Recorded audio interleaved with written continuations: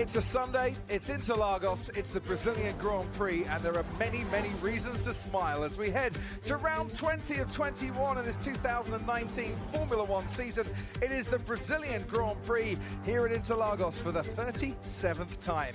And Sao Paulo in Brazil, which shares a border with all South American countries except for Chile and Ecuador, and the Brazilian flag, the only flag on the F1 calendar that doesn't have red as its colour. At this circuit, the José Carlos Pache circuit, he won here in 75 with Brabham. There's a wonderful statue right at the entrance that we pass every single day. It's a 2.67 mile circuit, 15 corners, 10 to the left and 5 to the right. There are two DRS zones, overtaking chances into turn 1 and into turn 4 and 5, Decido de Lago as well. It twists and it turns through the infield. It can be very tricky, and you've got to watch out when cars are trying to unlap themselves, as Esteban Ocon did to Max Verstappen last year and sent Verstappen crashing out of the lead. Here's Verstappen again, this time being passed by Lewis Hamilton, who made his way up from 20th on the grid in 2017 to eventually finish 4th.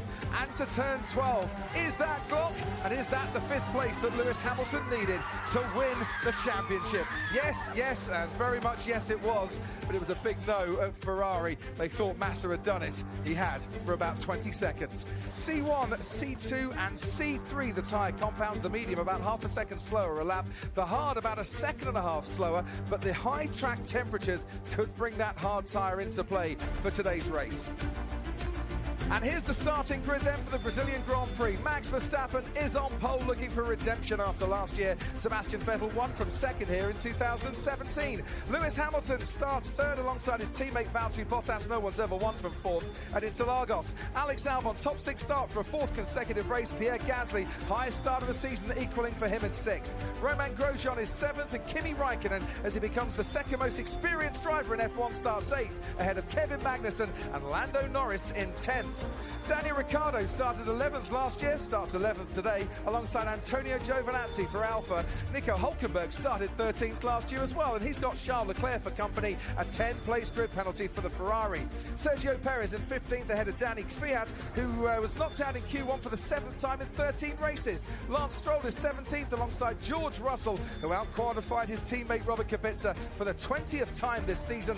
Carlos Sainz starts last. He didn't get going in qualifying. He's got a brand new power unit in that McLaren car as well. And it is a quite gorgeous day in this part of the world. The championship's all decided. The gloves are off Martin Brundle. So let's see 20 drivers give it everything today. Really looking forward to it. The lap is short and sweet. There are 71 of them in the Grand Prix. Just 2.7 miles, 4.3 kilometres. We've got a bit of altitude, 2,500 feet, 765 metres up there. A bit less downforce, a bit less cooling. But the turbos and the battery pack compensate a little bit for that. It's a busy track. You're really constantly on it. It's another anti-clockwise circuit. We saw on the grid already putting a bit of extra padding in for Sebastian Vettel, somewhere to rest his head and protect his neck through the Grand Prix. They're expecting it, clearly, of course, to be fully dry, and I think it's going to be a blistering pace. Can Max Verstappen do it? Can he stay out front if they get any slipstream climbing up the hill? But I have to say, it looks to me like Verstappen's got the pace he needs to win this Grand Prix. When you're in a battle with Lewis Hamilton and Sebastian Vettel, as we're expecting today, it's great. It must be brilliant to be on pole position, but he's got to be a little worried, hasn't he, Verstappen? Because they're going to be charging at him, going into the centre S, and anything can happen into that first turn. Absolutely, but not a whole lot worries Max, does it? And it's a very short run, of course, into the descent that is the centre S. So you can see the grid there. The front half, it can easily roll backwards. I was talking to Christian Horner about that. And the back half of the grid can roll forward, so they need a little bit of brake pressure to keep the car in the right space on the grid. So it's a slightly compromised grid in that respect, albeit, as I said, a very short run down there. How inviting does that look down into the first corner, the centre edge? Brilliant. What they need is a handbrake on the grid. And I think for one race a year, they should all do a handbrake start and see if they can get away. As the clock ticks to 2:10 in the afternoon here in Brazil, and it's soft compound tyres for everybody in the top 10, including Lando Norris, who had a free choice of tyres. So McLaren going aggressive on his strategy. Ricciardo on the medium tyre, same as Hülkenberg and Leclerc, who did reach Q3 and had to start on the mediums. Danny Kvyat on the mediums too. George Russell, Robert Kubica on the mediums. The rest all on soft tyres. So what are we looking out for? Charles Leclerc with a 10-place grid drop for his engine change. Starts 14th. He'll be making his way through the pack. And of course, Carlos Sainz, who didn't get a run in qualifying, right at the back, will also be making up some ground for good measure. They're starting him on a brand new set of softs in the hope to give him a good start and get in amongst it in the early few corners. You've got to stay out of trouble here, though. It is a bit of a tight squeeze, particularly turn 2. Absolutely. So Max Verstappen leading them off on the formation lap. Packed house here at Interlagos today. Previous winners in Brazil. Well, Sebastian Vettel in 2017, he could, in his 100th start for Ferrari today, win here for a 4th time and equaling Michael Schumacher, who's won here the most of any other driver. Lewis Hamilton won last year, and in 2016 as well, Nico Rosberg triumphed for 2 years before that. Max Verstappen would have won last year if he had have let Esteban Ocon past, or Ocon hadn't been quite so naughty. Is this redemption day for him? Well, yes, I think it could well be, couldn't it? But I'm sure Ferrari and Mercedes have got some other ideas. What can Alex Albon do there from 5th as well, up alongside Valtteri Bottas? So, and of course, you know, they'll not really. Don't know why, but I got a big difference between 2 front brake. Brake temperature's obviously getting a good readout on brakes and tyres on the dashboard there. You just keep working the pedal. As I say, I've mentioned before, but if you're new to F1, welcome. This is one of the most important laps of their weekend, preparing the car, keeping certain aspects cool enough, warming others up, tyres and brakes in particular. And they'll do a very prescribed number of burnouts when they get towards their grid slot. It's a very precise procedure they're going through there now to prepare their cars for the launch. Just saw Christian Horner there. It was his birthday yesterday, and his man got pole. Last time we had qualifying, the only other time we had qualifying on November the 16th, Sebastian Vettel was on pole, helping Christian Horner to celebrate his birthday too. Vettel went on to win in Austin in 2013. Can Verstappen do that today for Red Bull? Gloves are off in the championship. Gloves are on in the garages as the crews get ready for their afternoon as well. And Carlos Sainz, right at the back of the grid for McLaren, finally makes his way into his spot. Oh, fashionably late, isn't he, on the back of the grid there? Now we have a green flag. Yes, they've been waiting a while at the front, but they can see the lights going on ahead of them. And it's lights out, away we go. And Sebastian Vettel did get a better start, but it's a short run down to the line, and Verstappen covers him off. Hamilton is trying to squeeze around the outside, and does so. There's a look up behind, but it's Verstappen, Hamilton, Vettel, and then Valtteri Bottas, Alex Albon, and Pierre Gasly as they head down the hill. Raikkonen tucked in behind Romain Grosjean. Kevin Magnussen wheel to wheel there with Lando Norris in the McLaren, but it's Verstappen out in front and pulling away. And Hamilton had to start defending, and that's given Verstappen a little bit of a breathing space, but it's totally energised Lewis Hamilton's afternoon by getting past the Ferrari into turn 1. Game on here, Hamilton against Verstappen. Sebastian Vettel has lost a place there at the start. Giovinazzi thinks about a move past Kevin Magnussen, can't do that. That is Lando Norris going round the outside. Norris down in 10th place, where of course he started, and he's having a right old ding-dong with Antonio Giovinazzi. This is Charles Leclerc and Daniel Ricciardo. Leclerc is up to 13th already on the inside, trying to squeeze past the Renault.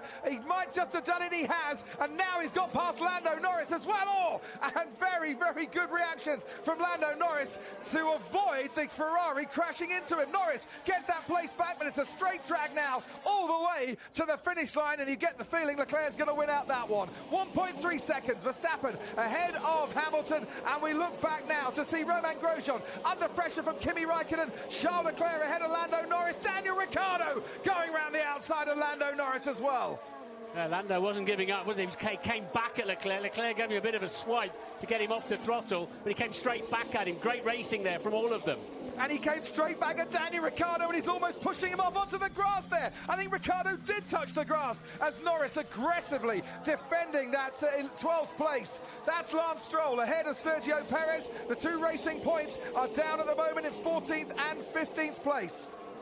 Very, very aggressive there. We saw Norris earlier on in the season wanting to get to the end of the Grand Prix sensibly as a rookie, but now he's much more feisty in the opening laps, although it hasn't worked out particularly well for him overall. Sebastian Vettel got a good getaway, and then in the second phase, Lewis Hamilton came right back at him. Lovely move from Hamilton round the outside. Had so much more confidence on the brakes because he had a wider line, didn't he? Yeah. He had the confidence that the car would stick. Lovely start there from the Mercedes of Hamilton. And as look, close as you'd want to be, isn't it? yeah, Vettel gave him just about enough space.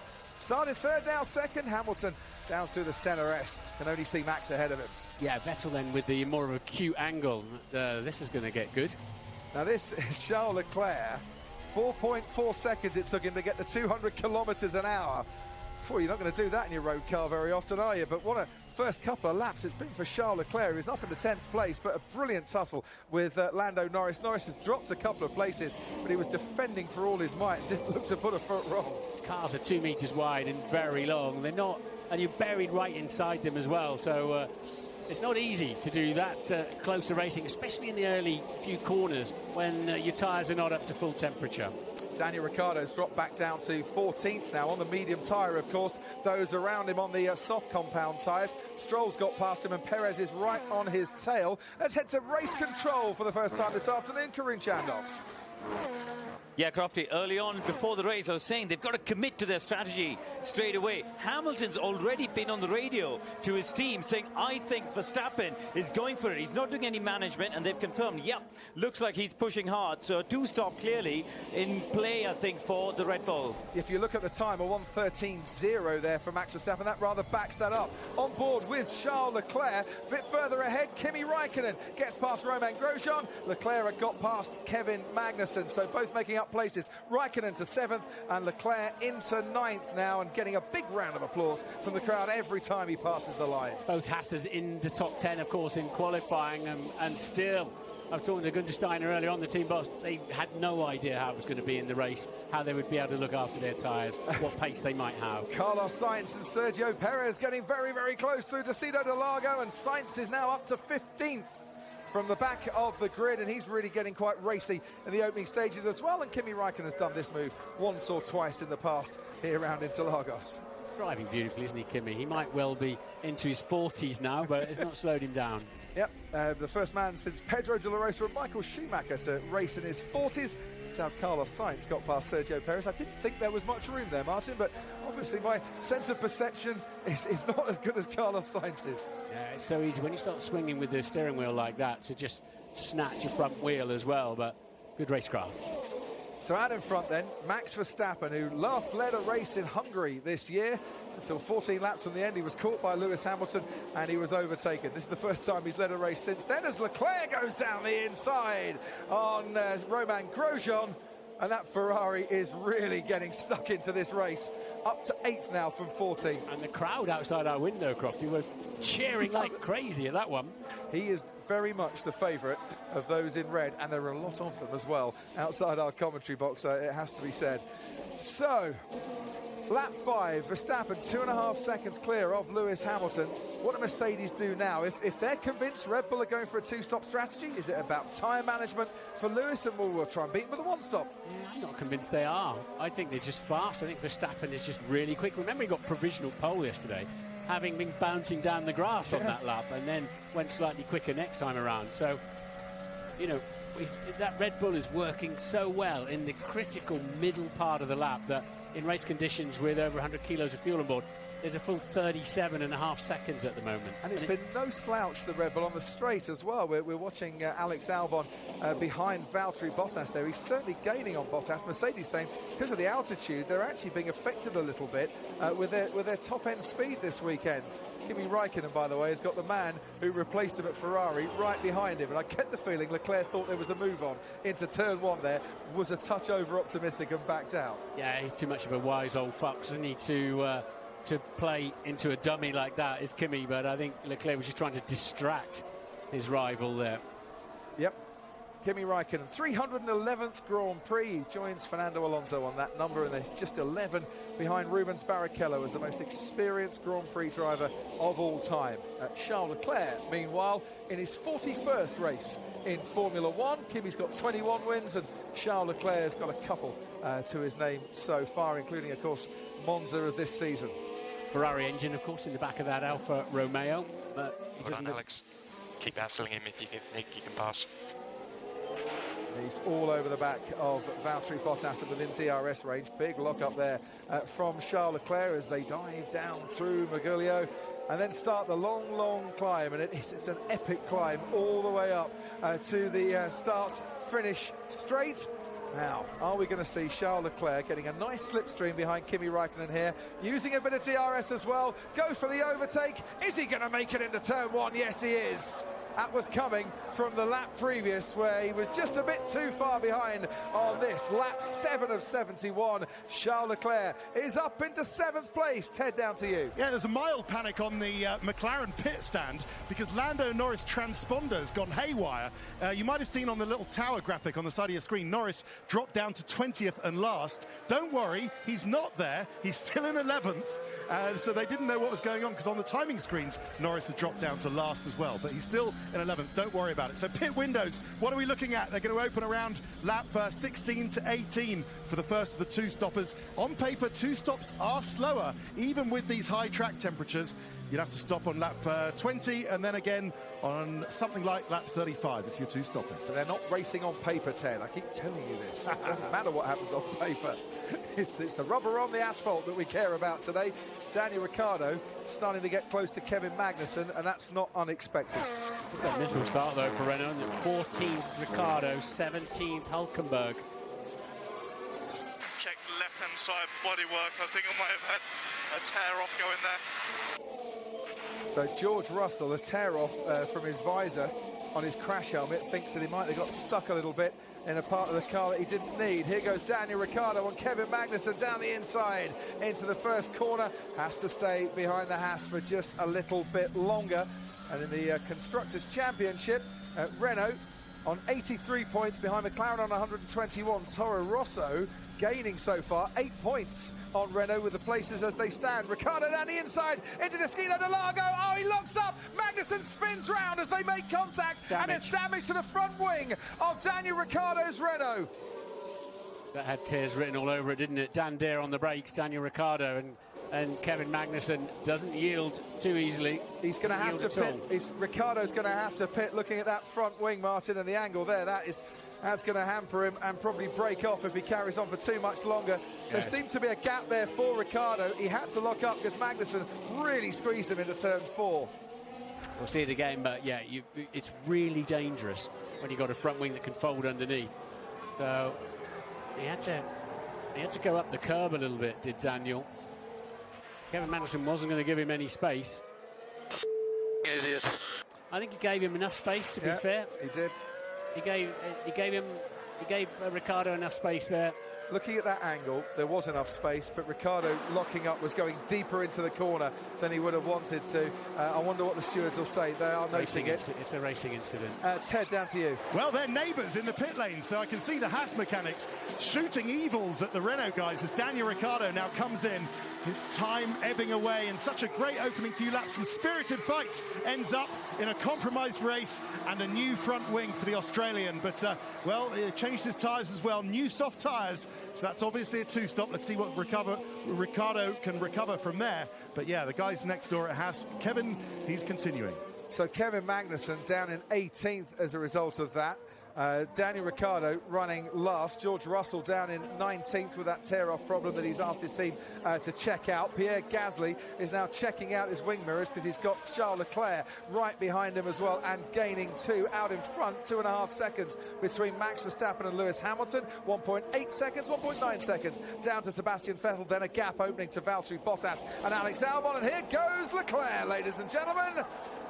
And the crowd love that. You can hear them in the background. It's another pass through into turn 1 and up into 6th place for the Ferrari. Young Charlie Leclerc, of course, on medium compound tyres too, so he can run a nice distance into this Grand Prix. This is Kevin Magnussen.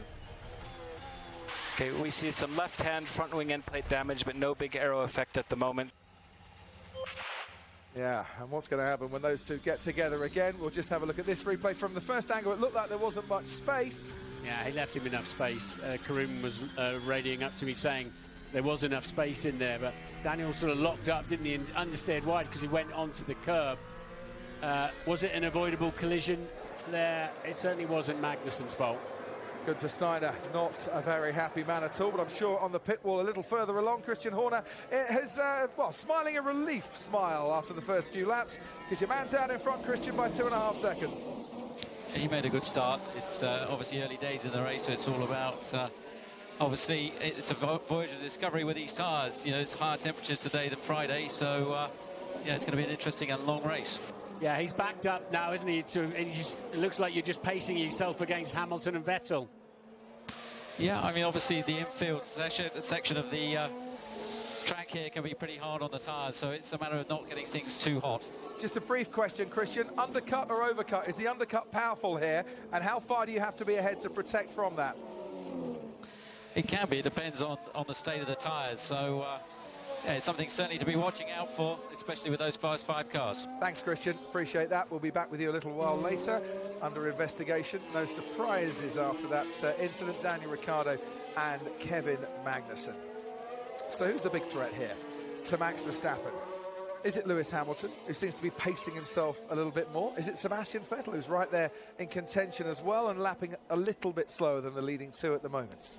Or is it Charles Leclerc, who's making his way through the field in quite spectacular style, up in sixth place at the moment, and can go that much longer because he's on the medium tyres? Yeah, on a set of medium tyres. Just 15 seconds off the lead at the moment, Charles Leclerc. Now he's got a bit of space in front of him. We'll see what his true pace is until he's got Alex Albon just down the road. What did he do on that lap? It's a 14.3, which is surprisingly slow. Did he pass somebody on that lap? No, he didn't. Wonder why that's slower. Just give us an update on the tyres when you can. Yeah, it's okay. I just picked up a bit of vibration on the left front somehow. It's not bad, but a little bit. Understood. Sometimes pick up a bit of rubber, but interesting that he can feel exactly which of the front tyres it is. I'd imagine on George Russell, that radio call earlier on, Crofty, that I think you wouldn't see your own rip-off, the pull-off the visor. He obviously feels he may have run over somebody else's in front of him. And, of course, it can block a radiator duct, a brake duct, or get in your airbox. Yep, you can lose a huge amount of time by one small bit of rubber going into the bodywork, but a visor can block up quite a few bits. On board with Max Verstappen then? Not too much vibration on the steering wheel, is there? The steering wheel looks pretty calm down there, so you might have a tiny flat spot as well. That's how you can pick up a bit of vibration, where you've under-rotated them, as they say, or locked them into a corner. But you have to say there wasn't too much shake going on the wheel. All calm in the Red Bull garage at the moment. Back in the lower midfield, there's quite a battle brewing up. Norris and Stroll, Sainz, Perez and Hülkenberg with Kvyat right at the back of that, not separated by much at all. And Renault at the moment not scoring points. Toro Rosso have 6 points and are closing that gap between Renault in 5th in the Constructors' Championship and Toro Rosso in 6th. And these places, they might not be for silverware and titles, but they are for the silver dollar. And every single place higher in the championship gets you a few $1 million more in terms of prize money. So these are very, very keenly fought battles that are going on. Ted, down to you. Looking at the fight for 10th, so looks like Grosjean's being allowed to get away because Giovinazzi and Norris are still fighting. In fact, Giovinazzi has now dropped Lando Norris. They both started on new soft tyres, didn't they, Crofty? Yeah. But it looks like it was under a second. Now it's over a second. Giovinazzi's pulling away a bit on Lando Norris. So I'm sure all the McLaren fans out there, Crofty, will be willing Lando on. Oh, yes. McLaren have a lot of fans down at the McLaren Technology Centre celebrating with them and getting a very, very good afternoon indeed. All the McLaren Plus guests, 52 of them, watching the race down at the AMTC. Hello to you in Woking this afternoon. Here is Karun Chandok, just for you. Oh, hang on. Sebastian Vettel first. We are on plan A+2. So going a couple of laps extra. Karun Chandok for everyone in Woking at Race Control. And for everyone else listening around. Pete Bonington's been updating Lewis Hamilton on the pace of both Verstappen and Vettel. And Lewis has come back saying, I think let's attack Bono. So it looks like he wants to go with Max, and the last lap 2/10 quicker than the Red Bull. Thank you very much indeed, Karun Chandok. There's Nico Hülkenberg on what should be, well, what is for the moment his last Brazilian Grand Prix. Only one seat available officially, but we all think it's going to Nicholas Latifi at Williams for next season, leaving Hülkenberg a bit out in the cold. I do hope we haven't seen the end of Nico Hülkenberg in Formula One forever. Very experienced, fine driver who, of course, has led here at Interlagos in the past. 35 laps at Interlagos. and could easily have picked up a podium had he not a tangle with Lewis Hamilton a few years ago. So Lewis is coming back. 2 seconds adrift now, 1.9 as you can see at this particular interval on the current lap. So I think they're thinking, they've heard from Verstappen, I've got a bit of a vibration, and Lewis wants to come put him under pressure. That's Max Verstappen in slow motion. Great shot as he rides over the curbs. Working a little bit quicker than that in the stewards' room. They've deliberated and have decided that Daniel Ricciardo is worthy of a 5-second time penalty for causing a collision. You called it as a racing incident. I'm sure a lot of people did as well, but the stewards think that Ricciardo wasn't under control, locking up, and he caused the crash. I admit when I saw the other angles and realised just how much space he'd been given, and it was because he went a bit too deep into the on the curb. The curb just pushed the front of his car wide. So I don't actually think he can complain about that one, Daniel. It's a close call, but I don't think he can complain about it. There he is. You just saw him, the left-hand tyre, left front tyre onto the curb. It's rather ruined Kevin Magnussen's race. He's cleared the Williams, but no one else at the moment. He's down in 17th. Ricciardo still running 20th and last after they changed his front wing. And this is, I think, the best angle. Well, taking a bit of a risk. It's a risk or reward in that tight midfield battle. And for Renault, no reward whatsoever. There's George Russell closing in on his teammate Robert Kubica, who of course was second here many years ago, back in 2009. He's third last at the moment, and probably about to be second last in a few moments, because George Russell's really closing in on him. Daniel Ricciardo behind the two Williams wants to get in on that action as well. So Leclerc then, with a bit of clear space, as we were talking about, is now 17.6 seconds off the lead. He was 15.2. He is on the mediums, but he's not quite got the pace there I thought he might have. But of course he'll be mighty quick towards the end of the race when he's on a fresh set of softs. It's whether can they make medium soft work for Charles Leclerc. It's a big ask, but if they can, he is going to be very handy. I'll tell you what, Karun Chandok is following his progress at Sky Race Control. Let's head down to him. Yeah, Crofty, I think that is their plan. I was talking to Jock Clear and a couple of the engineers this morning. They're hoping to get to the late 30s. They think lap 36 is the earliest they can pit to put softs on to go to the end of the race. Just looking at the pace, Ferrari, we know, suffer with higher tyre wear. Last time round, half a second slower than Verstappen. That Vettel Ferrari is starting to struggle on the tyres. And George Russell has conceded a place there to Daniel Ricciardo. They're not really fighting the Renault. He didn't put up too much of a fight. And why it gets easier on the tyres towards in the second half of the race, you're burning through your fuel load. Yep. For starters, and the track rubber's in. Only thinking of plan B. It's not appealing at the moment. Yes, agreed. Good stuff for them. So here's our friend, the tyre performance graphic. And Max Verstappen into the amber at the moment. And on that graphic, using up a little more of the performance life of his tyres than Lewis Hamilton is. Hamilton driving to protect that performance life. And is Verstappen, has he just pushed that little bit too hard? We'll see, especially if Verstappen has to come in a little bit earlier. But the indication there is that actually Hamilton could carry on those soft tyres 3-4 laps maybe longer than Max Verstappen. We'll find out. I think Ferrari need to start driving the strategy in this race. They've not got great pace. Look at Vettel, pretty much the whole of that straight behind now. So they might as well start doing something and trying to destabilise those in front, i.e. with a two-stopper. They're not too far away now from getting a suitable gap on the track back to Pierre Gasly. The surprise performers for me, and they're doing very well indeed, are Raikkonen in 8th and Giovinazzi in 10th for Alfa Romeo. But they're getting quite close to having enough of a gap to pit and get out in front of the 7th place man Gasly. Sergio Perez is pitting from 15th. They've put a new set of medium tyres onto Sergio Perez's racing point. Ted, down to you. Any movement elsewhere in the pit lane? No, so let's see if this triggers the stops around kind of the Lance Stroll, the Sainz, the Norris and the Giovinazzi.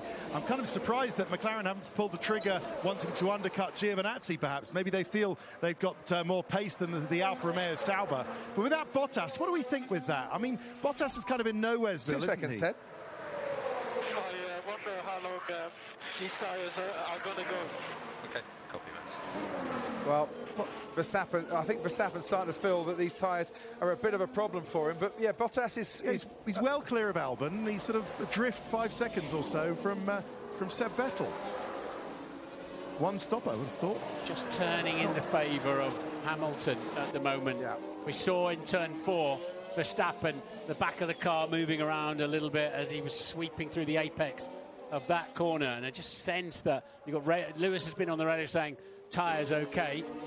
Just sense it's turning towards Mercedes through this phase of the race. And that's certainly what the tyre graphic was suggesting. And Lewis Hamilton on the radio a few moments ago was just saying, look, these tyres feel okay. I'm in decent shape at the moment. By the way, they brought Sergio Perez in at Racing Point at a very good time. He came out just ahead of Daniel Ricciardo. If they'd have left that a lap, 2 laps later, then he would have been behind the Renault, which obviously stopped an awful lot earlier. So rather than trying to think to trigger the undercut in that battle, that was keeping Perez ahead of Ricciardo, which he is doing at the moment. He's down in 17th place.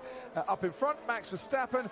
Well, it's under 2 seconds, the gap now between Verstappen and Hamilton. And there's a long way then back to Sebastian Vettel, who's losing 2/10 a lap to those in front. This is Charles Leclerc at the start of the race, getting his elbows out, and he really had to. Great reactions there from Lando Norris, who saw him coming. It was a bit of a shoulder charge, wasn't it, from the Ferrari? Yeah, he was trying to put the frighteners on him, and he wasn't about to be frightened, was Lando Norris, but great action there. Absolutely superb, and he's pulled off quite a few moves, hasn't he? Down into to turn 1, that was Romain Grosjean, that was Pierre Gasly, Kimi Raikkonen, he got past there as well. And he's giving it everything as Charles Leclerc on board with Lewis Hamilton as a 10th up on Max Verstappen on this lap so far. So Verstappen 14-0, Vettel 14-1. Don't miss this shot. Right, don't miss this shot. A shot then to get Hamilton into the pit lane at the right time. They're bringing in Valtteri Bottas first. They're bringing Lewis Hamilton first. Don't miss this shot, they said Lewis. And this is the undercut attempt, and it's soft tyres that go on for Lewis Hamilton. And it's not a brand new set of soft tyres, it's a used set, so he's committing to a 2-stopper, Martin. Absolutely. Got a bit of traffic ahead of him now, he'll need to clear, so that's given Red Bull something to think about, hasn't it? Hasn't it just? Well, he'll come out behind Charles Leclerc as we see Leclerc making his way around the curve of the Sol, but far enough back that he can run at his own pace for at least a couple of laps. So what do Red Bull do now? Verstappen's tyres fading a little bit in terms of performance on him. He's got traffic as well. He's right behind Russell and Kubica on the track at the moment. That's not helping Verstappen. Are they going to bring him in straight away to cover off the undercut, or leave him out and hope it can go that much longer? That's Lance Stroll and Carlos Sainz. It's Carlos Sainz and Lance Stroll as he moves up to 12. Yeah, Mercedes then doing what I felt Ferrari should have been doing as well, and trying to take charge, trying to drive the agenda of this race. Box, pick confirm, Max. Box, pick confirm. Let's go down to Ted Kravitz, as we can see. It's the only choice they had. It's the only choice they had. They had a little bit of a gap. It's not much. Has it been hammer time? I can see Hamilton's set a quickest middle sector. This stop needs to be perfect. It is perfect. And it's a new set of soft tyres. The set that he saved in qualifying. So great stop. It's a sub-2 second stop for Max Verstappen, and then has to stop as the Williams of Kubica comes out of his pit box. That has held up Verstappen. The crew did their best for him, but that Williams coming out at the wrong time for Verstappen has cost him the advantage over Lewis Hamilton. Hamilton is through and quite a long way clear as Verstappen finally gets past the Williams. Oh, it all went so right. And then what? 200 yards later, Martin, it all went so wrong. Yeah, naughty of Williams to release that car into the path of Verstappen. Wow. That could make a huge difference in this race. Hamilton now behind Charles Leclerc, so he is being held up.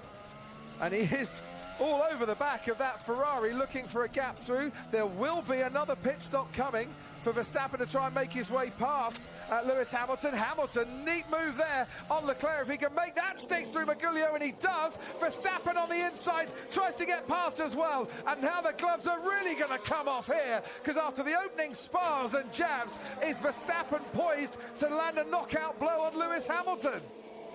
Great move there. Lewis needed to get that done. It's just not working out for Ferrari at all. Here goes Verstappen. Lewis tries to cover him off. Verstappen through at turn 1. And he has made amends for getting held up in the pit lane at the earliest available opportunity. That was brilliant from Max Verstappen. And now Hamilton's got the DRS down towards turn 4. Verstappen goes on the defensive. He'll be at more of an acute angle into the corner. Has he got it covered? He has. This could turn out to be the battle that we've been waiting for ever since Hungary, when Lewis Hamilton caught Max Verstappen right at the end of the race. Hamilton's now going to charge and try and get back on terms with that Red Bull, who's got his teammate Alex Albon just ahead of him. And this is what happened. Robert Kubica's pit stop. Oh, and that might be looked at by the stewards as well. He certainly caused Verstappen to slam his brakes on there. You could see it all unfolding, couldn't you? They did have markers. You can see the boards on the pit wall as to the cut-off point. Yeah, it's an unsafe release. What did they do? Yeah, and it was exaggerated by Kubica coming right over to the right-hand side as well. He could have let Verstappen go if he knew he was there, of course. Right, here comes Lewis Hamilton. He's got DRS on Max Verstappen. Verstappen goes to the inside. Hamilton's going to have to go the long way round, and he does! Oh, that's brilliant! Hamilton swoops round the outside into turn 1, and he regains the advantage over the Red Bull. But the Red Bull, with DRS now, can come back at him down the Retta Aposta. Is Verstappen far enough back? Oh, he is far enough back in terms of Lewis Hamilton preserving that advantage. What a shame. Verstappen couldn't have a go. No, Verstappen's still out front. Oh, sorry, it's Albon. Sorry. Yeah. Come on, guys, give me the information when my battery's dead. So, I don't think that's a current message. Karun Chandok at Race Control just telling me, Karun, that's not a current message, no? No, that was actually the lap before, just when he got passed by Max, so that's a little bit out of date. Right, but he needs information there. What I didn't see before was when Verstappen got past Albon, which is why I was getting so confused a little moment ago. But either way, this was a super move from Lewis round the outside. Yes, he had DRS, but there wasn't much room in it. On the fresher tyres, of course, Lewis there, but yeah, Albon sensibly getting out of the way of his teammate and couldn't fend off the Mercedes. He is now going to get a fresh set of boots as well as Alex Albon. He's in the pit lane. It's a new set of medium tyres that's going to go on for Alex Albon. A little bit sticky on the right rear. 2.6 seconds the stop for the Red Bull crew, and Albon will come out with Grosjean and Norris coming past the finish line, round about where the Haas and the McLaren is. He just makes his way out onto the track now. Grosjean's ahead of him, Albon just ahead of Lando Norris. Those 7/10 of a second that he lost compared to his teammate there cost him a place. And box, Sebastian, box. Yeah, let us not forget Sebastian Vettel, who hasn't pitted yet, is leading this race, but only by 8.5 seconds from Max Verstappen. Valtteri Bottas is in second place at the moment. Feels a bit no man's land for Ferrari, but maybe they're going to try and do a decent one-stopper. So fast on the way into this pit lane, but then they've got to get down to 80 kilometres per hour, 50 miles an hour. Seems like an eternity. Right. So, Ted, down to you. Yeah, this is kind of one-stop territory, isn't it? We're looking at Sebastian Vettel racing Valtteri Bottas, but that's a medium tyre, so they've satisfied the rule, unlike the other two, Verstappen and Hamilton, who definitely have to stop again using both sets of tyres, both compounds rather, but can Seb get to the end of the race on those mediums? We will see, and we'll see what Bottas is doing, hanging it out as well. But Crofty, I think it was two things, wasn't it, that led to that Verstappen and Hamilton. Not only was it Max getting held up by Bobby Kubica at the end of the pit lane, but it was also hammer time working out. Lewis's middle sector and last sector were brilliant. Oh, I wish we knew what the answer was there. Has Hamilton got an engine problem? 1:13.1 for his last lap, a 1:12.6 for Verstappen. But Verstappen is now tucked up behind the other Mercedes of Valtteri Bottas, that of course is leading the race now that Vettel has pitted. And he'll get some DRS, and he'll get great drive off the final corner, Will Verstappen. He should have a chance down into turn 1. I think everything's okay, just temps are a little hot. You're still in strap mode 8. Bottas comes into the pits. He won't be holding up Lewis Hamilton, but he's trying to react to Ferrari bringing in Sebastian Vettel.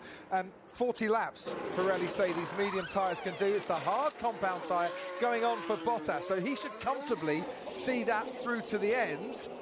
But as George Russell and Robert Kubica get very close down the main straight, that's Russell now ahead of Kubica, and right behind them the Ferrari of Sebastian Vettel. And that's Robert Kubica holding up Vettel's charge just a little bit. Shouldn't be too much of a problem for the Ferrari to get past down that back straight, but it lost a few tenths through that Senna S as Grosjean now pits for Haas as well. And out back onto the race comes Valtteri Bottas in 5th place. Verstappen leads from Hamilton. Leclerc, who hasn't pitted yet, Vettel and Bottas. Can Sebastian Vettel go to the end of this race? It's going to be, what, 4 or 5 laps longer than Pirelli say is ideal for Vettel to contend with if it's a one-stopper. Yeah, you'd think Bottas has got a better chance on the hard tyres to get to the end of the race from here. We'll find out. This has allowed the two McLarens up into 7th and 8th place at the moment. They haven't stopped, of course.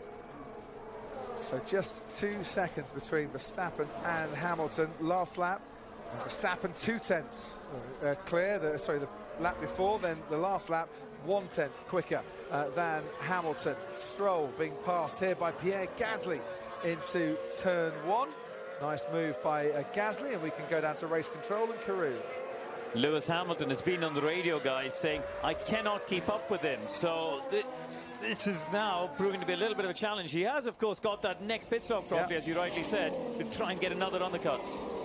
He's doing his best to keep up with him. Actually, on this lap, he's been 3 tenths quicker through the first sector. Ted, down to you. More action down here in the pit lane. So that was Gasly on fresh tyres, the Toro Rosso having pitted. Now it's McLaren in for a stop. And they came out a lap earlier, and it was actually, when they went back in, Lando Norris.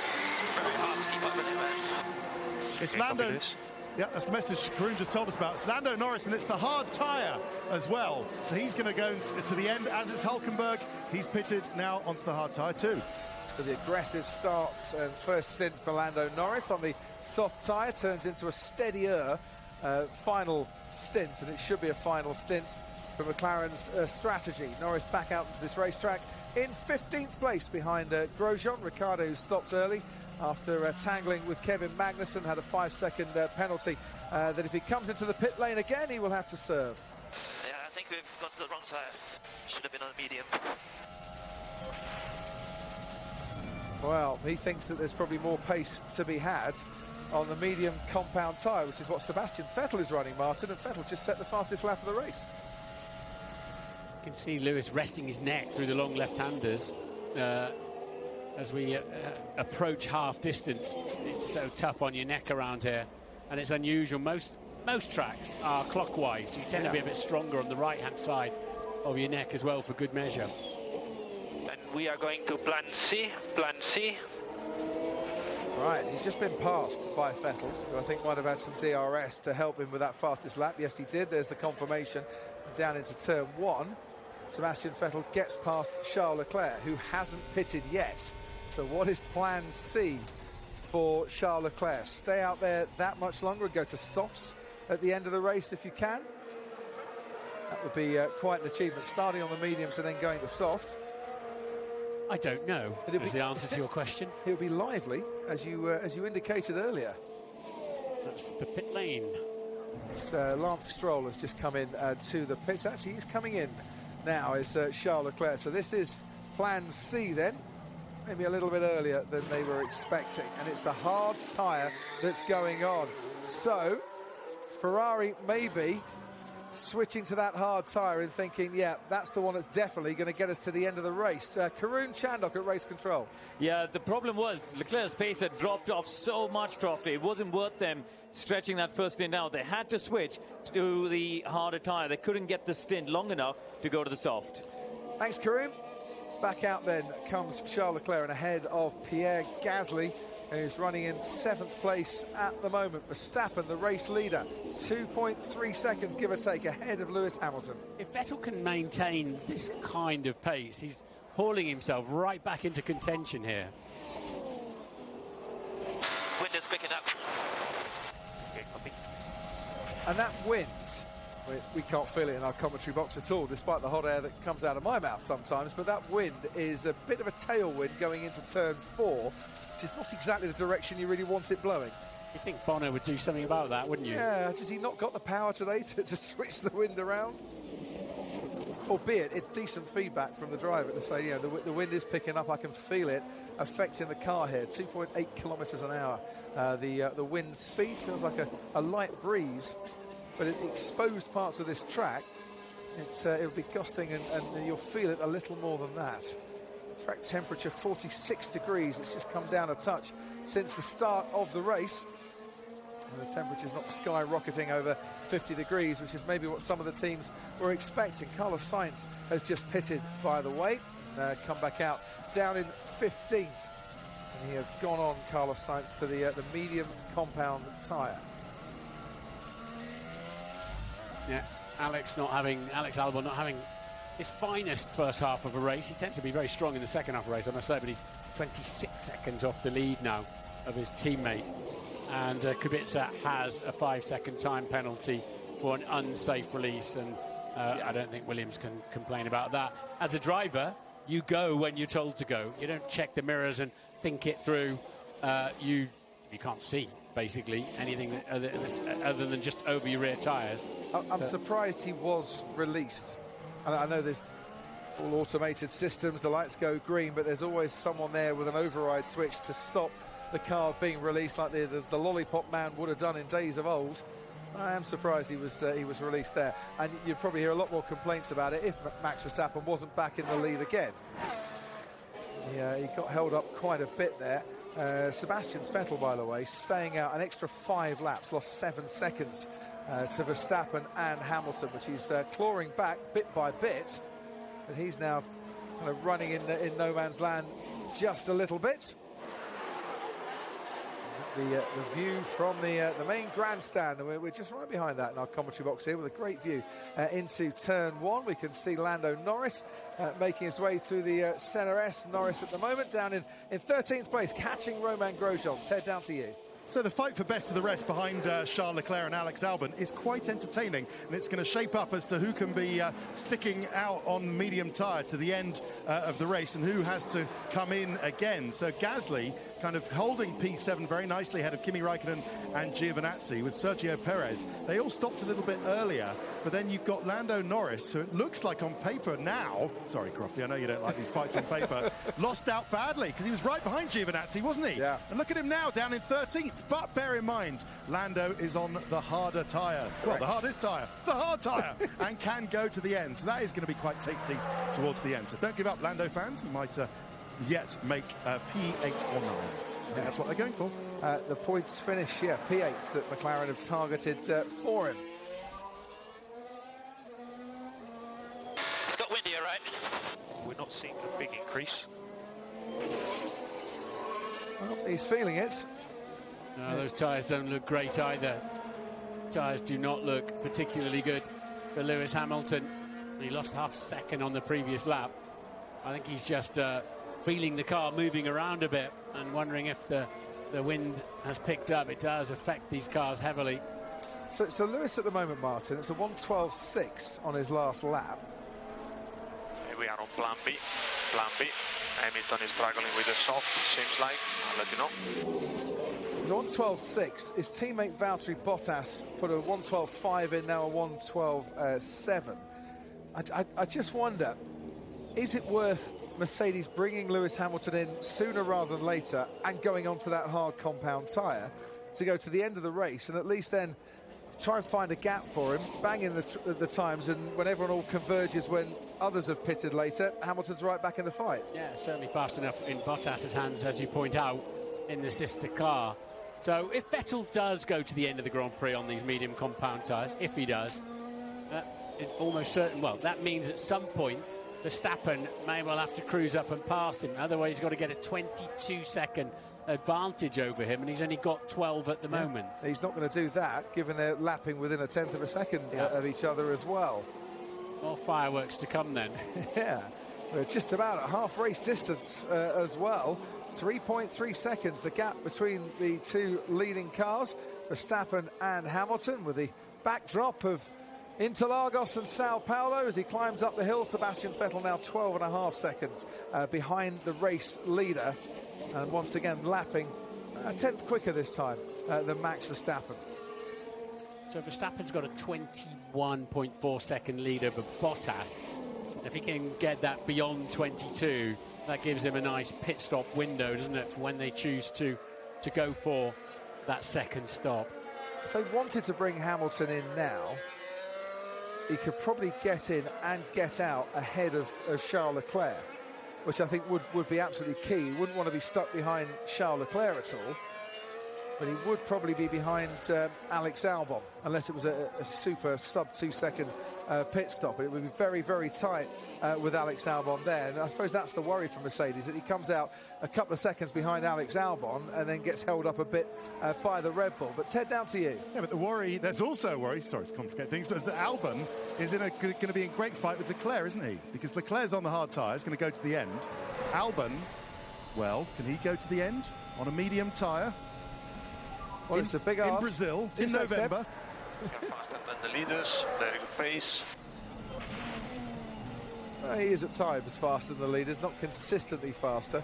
Is it something about the medium tyre, Ted, in November that makes it more tricky? It's a solid week. It's a solid race so far for Alex Albon. But yeah, his life is going to get a bit more tricky when Charles Leclerc goes long on that tyre to the end, and Albon has to hang on. Can he hang on for fifth when his teammate is leading the race? It's at the moment, though, Martin, it is a bit stalemate, isn't it? I think, for Verstappen. Verstappen's having a very good day. Rubens Barrichello's taken Toto Wolff's seat in the Mercedes garage, back with the team, of course, that were Brawn 10 years ago, winning world championships here in Brazil. So it's kind of stalemate with Mercedes. They're keeping Ferrari at bay. They're not making an impression on the race leader, who seems to have it nice and in control. Yeah, we might have to wait for our treats a little bit with Bottas on those hard compound tyres. Vettel on the mediums. Of course, we've got Verstappen and Hamilton on the soft. We've got a right old mixture out there at the moment. But you're right, it is a bit stalemate. But Hamilton, another personal best from him. So whatever he's feeling with the wind and whatever I thought I saw on the tyres, he's certainly still finding some pace. Of course, they are getting through their fuel load, so they do, they should get, if the tyres are reasonably stable, they should get a little bit faster each lap. Danny Kvyat on the soft tyres is gaining on Lando Norris. Might well have some DRS assistance down the main straight in a few moments' time as well, because he's within a second of the McLaren ahead of him, and it's still a decent afternoon for the Scuderia Toro Rosso, who started this weekend behind Racing Point in the Constructors' Championship, and as it stands at the moment, 4 points clear. Going into the last race in Abu Dhabi. As here then comes Danny Kvyat with a bit of DRS. There it goes, active along that main straight. He's quite a long way behind, but he is gaining rapidly. Honda Power doing well up that hill. Lando Norris stays in front. Karun, down to you. Yeah, just keeping an eye on Verstappen's race and listening to the radio. He's got to try and go another 7 or 8 laps before they pit for the second time. Now, the tricky thing for him is the gap to Bottas is 21.5 seconds at the moment. That's tight. He might end up behind Valtteri, as you said, Crofty. But now, that harder tyre on the Mercedes is going to be more resilient. These next 10 laps, it's going to be very tricky for Max to get the gap he needs and come out in front. So Bottas could do Mercedes and Hamilton a big favour here. Yes, the gap 21.7 seconds at the moment. If you're on a two-stop strategy, by the way, and running the medium tyres at the moment, our F1 Insights powered by AWS tell you that the pit window is now open. Tyre's life is slightly less than expected, but it's all peachy at the moment. Yeah, for now, yeah. Copy.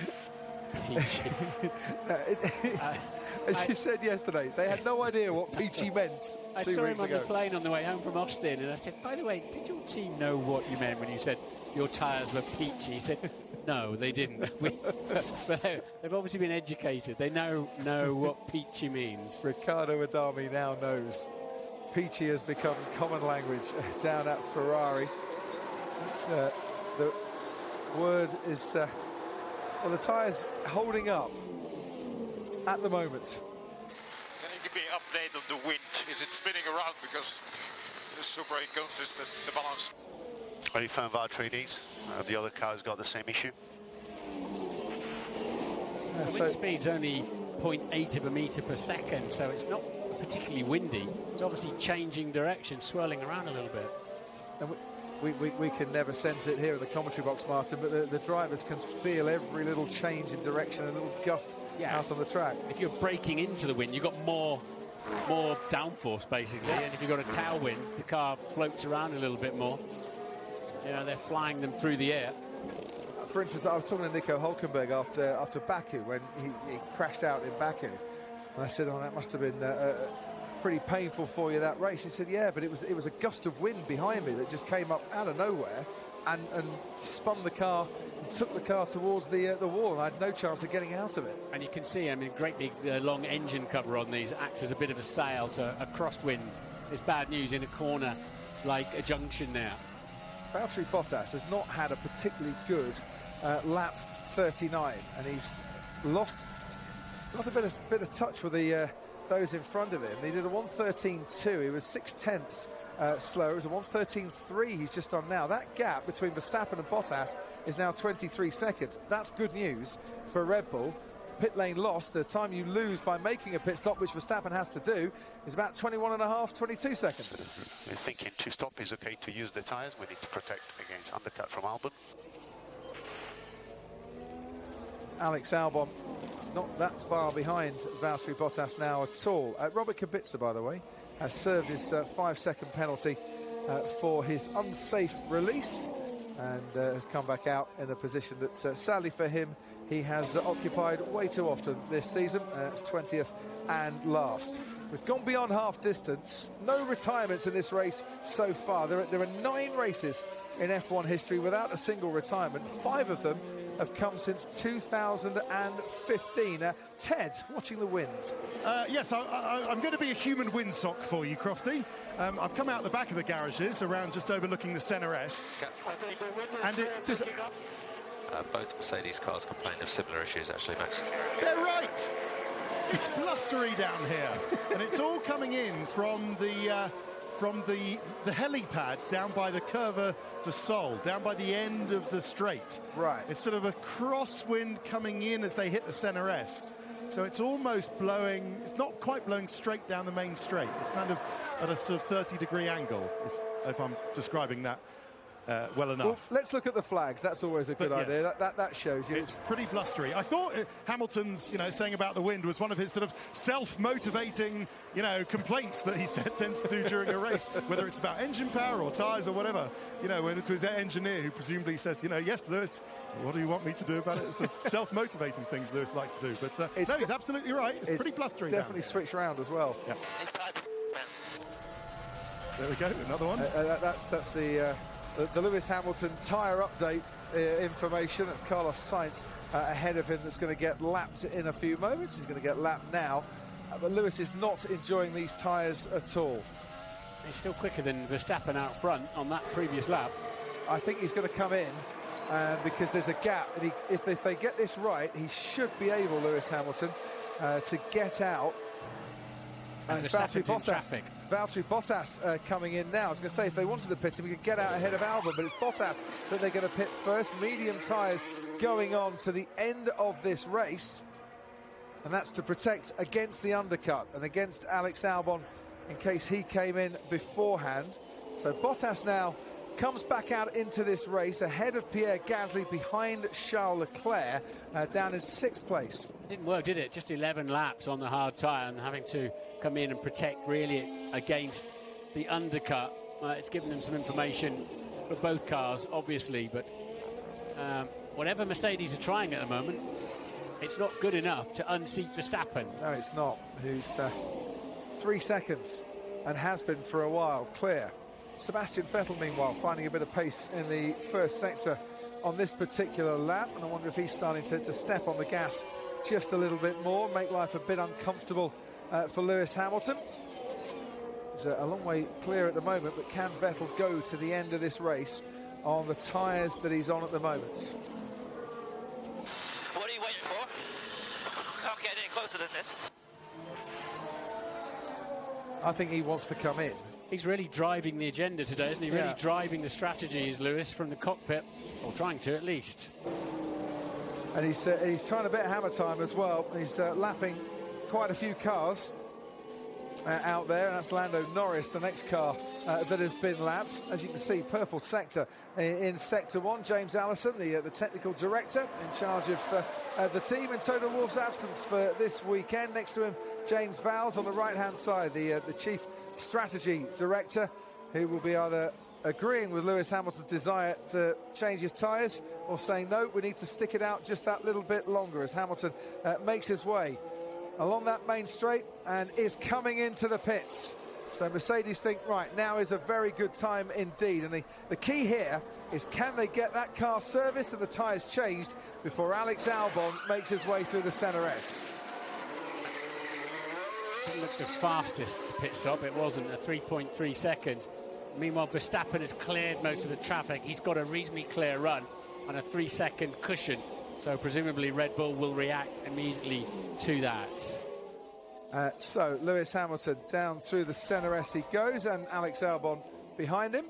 Goodness, outlap critical. Yeah, man, I realise. Yeah, so now it's proper hammer time. And how do Red Bull react to this as well? You can see Albon in the background.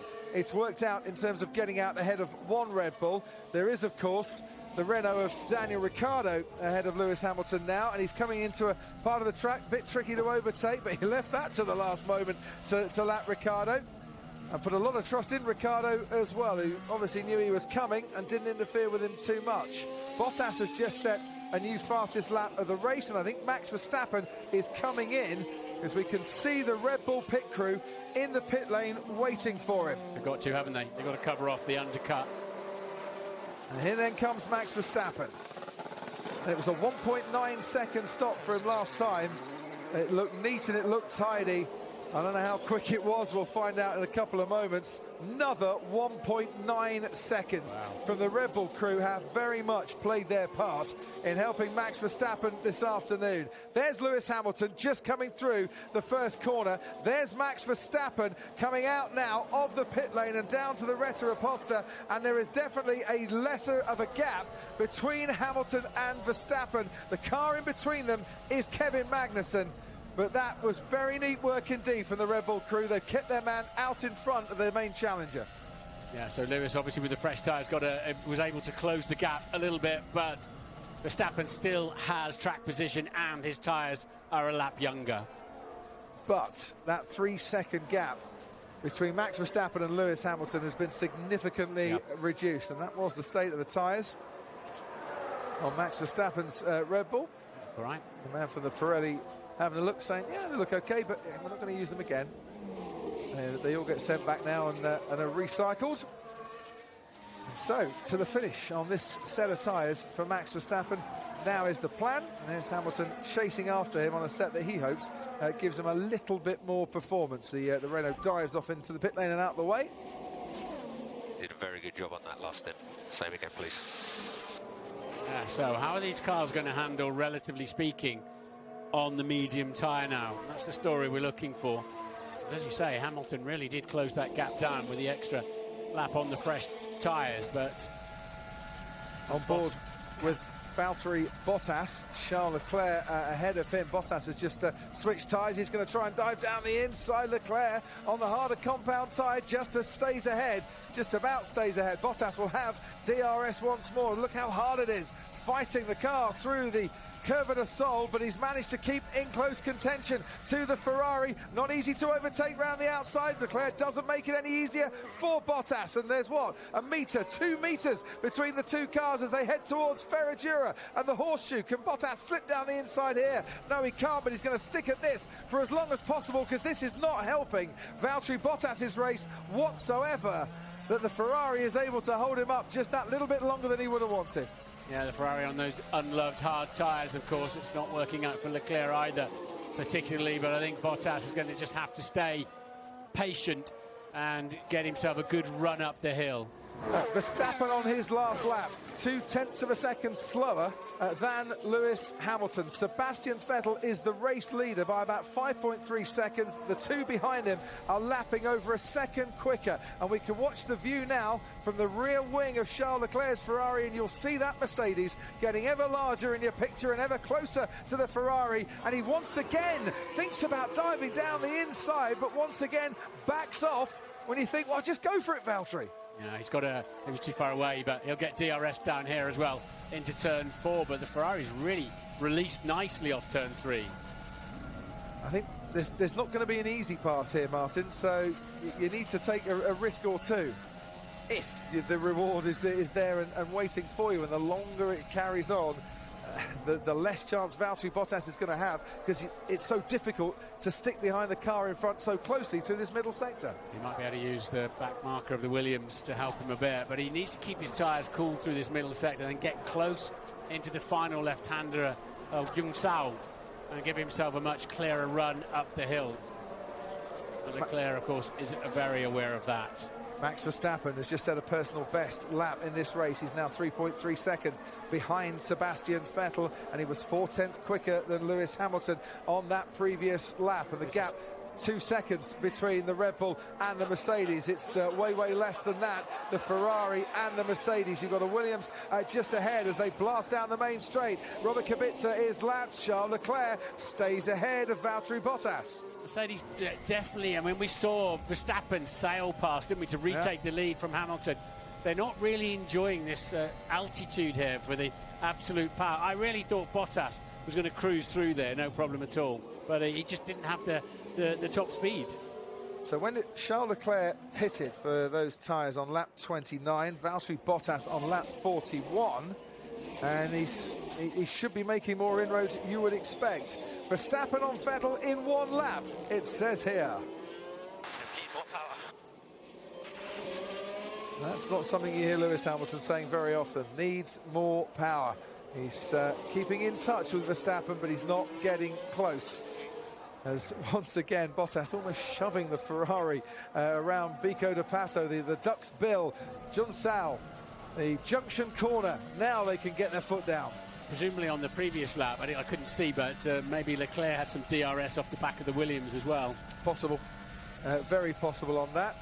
So here comes Valtteri Bottas, who has got DRS. Charles Leclerc hasn't. Valtteri Bottas will go down the inside, but Leclerc just nudges over to the left there as Valtteri tries to squeeze down where Esteban Ocon passed Verstappen last year and thinks better of it. But just that little movement from Leclerc down to the inside at turn 1 is enough to make the Mercedes back off. Into Descida de Lago they go. Leclerc still ahead. Gave him a little dummy. It was bordering on being a touch late, that one, but it was effective. Leclerc's defence, that's for sure. And Vettel's pace has fallen away horribly now, hasn't it? Yeah. It's been through a lot of traffic as well, but that strategy has not now worked. Right, Ted, down to you. Oh, that was good stuff. Spicy, you'd call that from Charles Leclerc, wouldn't you? I can see the Ferrari mechanics coming out in the pit lane. I think they're expecting Sebastian Vettel in now, so we'll see what happens. Just a quick one on Ricciardo and Magnussen. They rejoined on exactly the same bit of track, but Ricciardo, having paid his penalty, served his penalty, as Vettel does indeed pit. Nice-ish stop from Ferrari, 2.6, just passes me on the red soft tyres. Ricciardo on the newer tyres overtook Magnussen cleanly this time. For, 15th, Crofty. Thank you very much, Ted Kravitz. That's Danny Kvyat passing Alex Albon. You will have seen in your screen there. That's Danny Kvyat unlapping himself with Alex Albon. And Valtteri Bottas, how long, Martin, can that Mercedes run so close behind the Ferrari without suffering overheating issues? Yeah, he's already been told to help to cool the car down a little bit. And you can hear it. He's trailing out of the throttle 200 metres before the corner. Yeah. Trying to cool the car. He needs to get past the Ferrari. Stating the obvious there. But Albon is now ahead of Vettel as well, but I don't think that'll be for very long with Vettel on the fresh tyres. Yep, Vettel now down in 4th place. Not that far behind Alex Albon. We're watching the battle for 5th at the moment. The battle for the lead, about a second and a half between Verstappen and Hamilton. There's a few back markers that have been bypassed, Norris and Sainz. By the way, Carlos Sainz up to 10th from the back of the grid. Really excellent performance from him. Lando Norris currently 9th. Both McLarens have pitted the once each as Alex Albon comes in for his second stop in this race. And a nice shiny sets of soft compound tyres going on for Alex Albon to take him through to the end of the race. Give them plenty of revs, don't they, the Red Bulls in their pit stops. Plenty of revs going on. Bottas has backed off. Bottas, he's still got DRS, but he's not in a challenging position. At the moment, it's all just ebbing away from him a little bit. Charles Leclerc doing a very fine job defensively. A fine job as well, making his way up from 14th on the grid where he started. Here is Lewis Hamilton, meanwhile. Hamilton's not had a bad lap at all here, and has got a lot closer to Max Verstappen. Oh, was that smoke coming out of the back of Valtteri Bottas's Mercedes engine? It looks like it, doesn't it? That's why he was trying to cool it down. That looks serious business on the left-hand bank of the V6, and that's also bad news for Hamilton if he does manage to close up on Verstappen. It seems that Mercedes are extremely marginal at this 2,500 feet altitude on cooling. So here is Valtteri Bottas, engine overheating. Best way to cool everything down, try and get past Charles Leclerc. He's got DRS and he's going to go for it again, is he? No, he's not into turn one. He's keeping Charles Leclerc's keeping him guessing as to which way he's going to defend here, and doing a sterling job. It has to be said, Bottas is pulling over and he's pulling out of this race. Valtteri Bottas slowing down. We saw the smoke coming out of the back of his engine, and it's going to be a terminal problem for Valtteri Bottas as he retires from this race. And how sensibly will he park that car? Will we need a virtual safety car? Will we need a safety car indeed? He's done a very good job indeed there to keep it going, trundle down, find the gap in the fence and park it off the track. Yeah, he's out of the firing line. Lost the power. Copy. Oh, that's a huge shame for Valtteri Bottas's first retirement since Germany. And that was after a crash in the wet towards the end of the race. This is because of a power unit problem, and they can just push that Mercedes back through the gap and get it out of the way. Surprised it carried on as long as it did after we first saw the smoke. Yeah, it was a matter of when rather than if. So he is out of the firing line there. He's out of the way in a very sensible way that he has parked it. Hamilton getting ever nearer to Verstappen while we're watching this, and getting close to DRS range as well. Yeah. Looks like Hamilton's happier on these medium tyres. Karun, to you very quickly. Max has been complaining on the radio, saying Lewis did not slow down enough for the yellow flags. So expect Jonathan Wheatley from Red Bull to be complaining about that. We might hear it here. Lewis didn't slow down enough, man. Yeah, saw that, Max. Okay. Well, they both went through in that first sector in exactly the same time, 18.5, but I don't know how much Lewis Hamilton would have lifted where the incident actually was. Yeah, the double waves will be just at the very beginning of the second sector. Max a tenth slower than Lewis through there. The stewards, a whole lot in it. The stewards have the ability, don't they, Martin, to look at the mini sectors, to go back and see all the data and the telemetry coming off the car, so they'll know if he slowed down enough or not. We'll keep you posted if anything is said. Valtteri Bottas stands by the side of the track, watching his teammate go past in hot pursuit of Max Verstappen. I'd be inclined to just leave that car there and not put people out, actually. Safety car, full safety car. Well, safety car. And this could make things very interesting indeed in this race, as the pack will now concertina together. And because Valtteri Bottas had an engine problem and pulled over to the side of the track, well, the race director has thought, well, we need a safety car here, so no overtaking, everyone concertinas together. What does now this mean? And a cheap pit stop for anybody who needs to come in now. You only it takes you about 11 seconds to stop. Box, opposite Verstappen. So if Verstappen comes in, you stay out, and if Verstappen stays out, you come in. So Ted Kravitz you're going to see one of these two cars, possibly it's Verstappen coming in, Ted. So he stays out, but Verstappen's going to put a set of soft tyres on, and then he's going to be very quick. It's only 11 seconds. Verstappen can make that time back. So this is a gift to the likes of Leclerc, who can put fresh tyres on. Romain Grosjean, who is being chased down by loads of other people on trying to make a one-stop race. That's going to be a gift to him. I think Lance Stroll is going to pit as well. As I see the Red Bull coming in on those soft tyres. McLaren, they're going to pit as well. So it's really helping a lot of the midfield runners. But let's see the Hamilton and Verstappen as Max is now going to chase him down. Did you not think that was slightly pot and kettle calling black with Verstappen saying that Lewis didn't slow down enough for yellow flags? I thought he'd learned his lesson well from Mexico, Ted. Don't be a cynic. But on the restart, Max has got a lot of cars in front of him. Grosjean, Gasly. In fact, no, just 2 cars between him and Lewis Hamilton. So there's Valtteri Bottas's car getting winched away. Michael Massey, the race director, in the background there, with his hair getting ever greyer, I'm sure. As in comes Charles Leclerc for his pit stop. The key here is that the lapped cars, Martin, can unlap themselves. So if there are a few cars in between Hamilton and Verstappen on the track, I think most of those are lapped cars and will get out of the way. So on the restart at the moment, Gasly's been lapped, Grosjean's been lapped. They'll both clear out of the way, so Hamilton will have Verstappen right behind him. It's not an absolute given that they let lap runners through, is it? But it's certainly available. It's at the discretion of the 9 times out of 10. Massey, that yes, as you say, they usually do.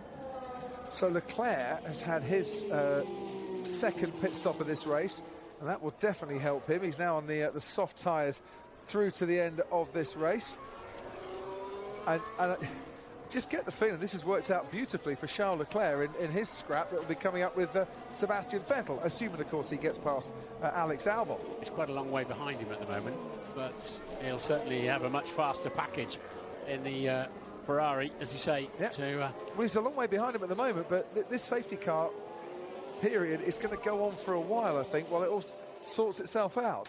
What tyre has he gone to? So he's gone to the soft tyre. You're going to give me some power? So if you pre-select a strap mode 5, we've got everything we've got at the moment. And that will be on his steering wheel, the different strap modes that he can go to. Max wants them to hurry up. He wants to get on the tail of the Mercedes. He'll be on better tyres. We've already seen him coast past once climbing the hill today. Well, the thing is, Hamilton will want this safety car to stay out as long as possible.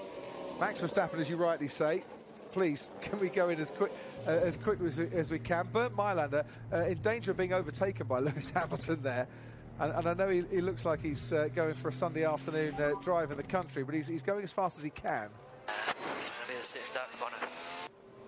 And Hamilton just feels here, sitting duck. Max on fresher, faster tyres behind him with a package that has worked well all weekend. But just how many laps will Verstappen have to get past Hamilton when we go racing again? Safety car needs to speed up, man. Jeez. Yeah, I got the feeling that message was coming as well. Ted, down to you. It seems like with Mercedes it was like, well, we're second anyway. Let's try this, because if it doesn't go well, we'll probably still only be second. But that's not counting with Charles Leclerc, who surely is going to devour his teammate Sebastian Vettel, Crofty, as you've been saying. Vettel knows it. He's been on the radio saying, what were our options? Could we have come in? What other things could we have done? But I think they just, well, either they were late or didn't get the right tyre or didn't have the tyres available, but they didn't, and I think Leclerc's going to get the better of his teammate. Lapped cars are now starting to unlap themselves, which means a lot of action, as you can see. Starting with car number 10, Pierre Gasly. There's a lot of lap cars, so it's a very short lap here at Interlagos. Very quickly do you start getting laps, and this is going to take a while to sort itself out a little bit. How many laps older are Sebastian Vettel's tyres? 5 laps older than Charles Leclerc's. Yeah, Max is on brand new softs then, of course. Yeah. So he's on brand new softs. When did Albon come into the pits? Lewis is on 12 lap old mediums. So he'd only just come into the pits, Albon, as well. Is there a danger here, Martin, that Lewis Hamilton is under threat from Verstappen, Vettel, Albon and Leclerc towards the end of this race? Could be. Yep. Leclerc's got to pass Albon first before he can get to his teammate, but Vettel's sitting there as well, exposed, isn't he? Albon was unlucky because I think he did a green flag pit stop, didn't he? Yes, he did. But they're all concertinaed up. I guess when you put the full safety car out, and when you put the full safety car out, it means there are periods of time when the pack are all around the other side of the track, and if you want to clear a car away, whereas a virtual safety car, they can keep coming round all the time. It was a difficult call, but that car was out of the firing line. You couldn't hit that car there, but I guess leaving a stranded car on the side of the track is not really very Formula One, is it? No. Struggling to keep 10 minutes tires, man. Yeah, because he needs that safety car to go a bit faster. There's the Williams of George Russell unlapping himself. And with Russell now doing that, that means that all the lapped cars have unlapped themselves. But Pierre Gasly is just going through Lorania, the little pine tree at turn 8, while Charles Leclerc is going through turn 1. So there's a massive gap for the pack now to catch up with the top 6 who were all running on the lead lap. So that safety car, Martin, could be out for a couple of laps longer, do you feel? Yeah, if they're going to let them get all the way back round to the back of the pack, yeah. And I kind of think they need to do that because it's such a short lap here. Yeah. What you don't want is the pack all concertinaing up and then interfering with the race leaders in about 10 laps' time, if that makes sense. I know we've only got 71 laps here, but I mean, the key is that they then don't interfere with the race for the rest of this race. And because they'll all be scrapping away for points as well, and it's only fair that they can then run their race. They're about a half a lap ahead now. Yeah. So I think I would imagine in a couple of laps' time the safety car will go, and it's what the 12th time we've had a safety car affected race here at Interlagos. The safety car is remarkably fast for a road car. Why does it need to be a road car? Because it's got to be on the key in any conditions, wet or dry, on a set of tyres that are suitable, with enough fuel to take this lot around for a good while. Christian Horner on the Red Bull pit wall. Good news or bad news, this safety car, and why did you decide to pit Max Verstappen? Well, in a situation like that, Mercedes would have done the opposite, so we've taken an attacking approach to this last part of the race. We've conceded track position, but put him on what we think will be a better tyre to the end of the race. And the end of the race, he's going to have a chance to get past Lewis, but surely you're going to have to be watching as well for Vettel, for Albon, Leclerc, all coming through. This could be a grandstand finish, this. Yeah, it's going to be a big one. So, yeah, you know, we've gone for it. As I say, if we'd have stayed out, they would have pitted. We elected to take the aggressive approach, so we'll see what we've got to the end of the race. Thanks ever so much, Christian, and good to have you with us this weekend. I wanted my tyres, man. I don't know if I'm going to be able to keep them behind. So they're 15 laps. Safety car coming in at the end of this lap, so he's going to have 12 laps or so to try and survive this. It's kind of all doom and gloom in Lewis Hamilton's head, but that's understandable given the position he's now in. Verstappen and the Red Bull have just had the raw pace today to put themselves in this strong position, but it's not done and dusted yet. But Lewis is definitely having a glass half-empty day. Which could all change if he's on the top step of the podium at the end of this race. Max Verstappen is as keen as a young Cocker Spaniel behind him there to get going. And you really do need to let the safety car get a long way away here, because you climb the hill. Come on, mate. You've done this once already on the same compound. So Hamilton will back the pack up right now, as Verstappen is finding and has to jam on the brakes. And this is crawl, to let the safety car go away. Look, see Verstappen, look how keen he is to try and get past Lewis. He's almost level with him. Yeah, but he's nervous of that Ferrari coming at him as well. And that's exactly what Lewis is trying to do. He's trying to back him into the Ferrari. Using all the experience that he's got. And they can't pass, of course, until they get past the line. And he's still trying to get a bit of temperature into his tyres, Lewis Hamilton, as now he goes. Alex Albon all over the back of Sebastian Vettel. He's got a decent jump. Gasly's right on the tail of Charles Leclerc as well. Albon is going right at Sebastian Vettel here as Max Verstappen over the hill comes wheel to wheel with Lewis Hamilton. Round the outside of turn 1 he goes. Verstappen's got the restart sorted. That was fantastic. Albon's got ahead of the two Ferraris. Leclerc now gets shoved wide by Sebastian Vettel. Verstappen leads. Hamilton coming back. Then comes Albon and Vettel. Verstappen and Hamilton wheel to wheel through the Cena de Lago, and Hamilton just has to back out. There was no more room for him. Albon still has Vettel right on his tail. Which way's Vettel going to go? He's going to have to stick behind the Red Bull there. Charles Leclerc slots in behind his teammate. Then comes Pierre Gasly, Sainz, Raikkonen, Giovinazzi and Grosjean in the points. No drag reduction system for 2 laps after the safety car's gone in. So that then gives Verstappen a little bit of breathing space against the Mercedes climbing up the hill. He's got the gap he needs now. That was magnificent there by Max Verstappen. It was absolutely outstanding by Alex Albon as well. And watch this down the main straight. Albon on fresher tyres. He could be putting pressure on Lewis Hamilton. The youngster in his rookie season, never been on the podium before, finds himself in 3rd place at the moment. Verstappen pulled out and is a long way clear. Then comes Lewis Hamilton on those medium tyres. Albon is coming back at Hamilton. Then comes Sebastian Vettel. Then Charles Leclerc. And Lewis Hamilton is under a huge amount of pressure here from the Red Bull behind him. And if Albon clears Hamilton, the 2 Ferraris as well.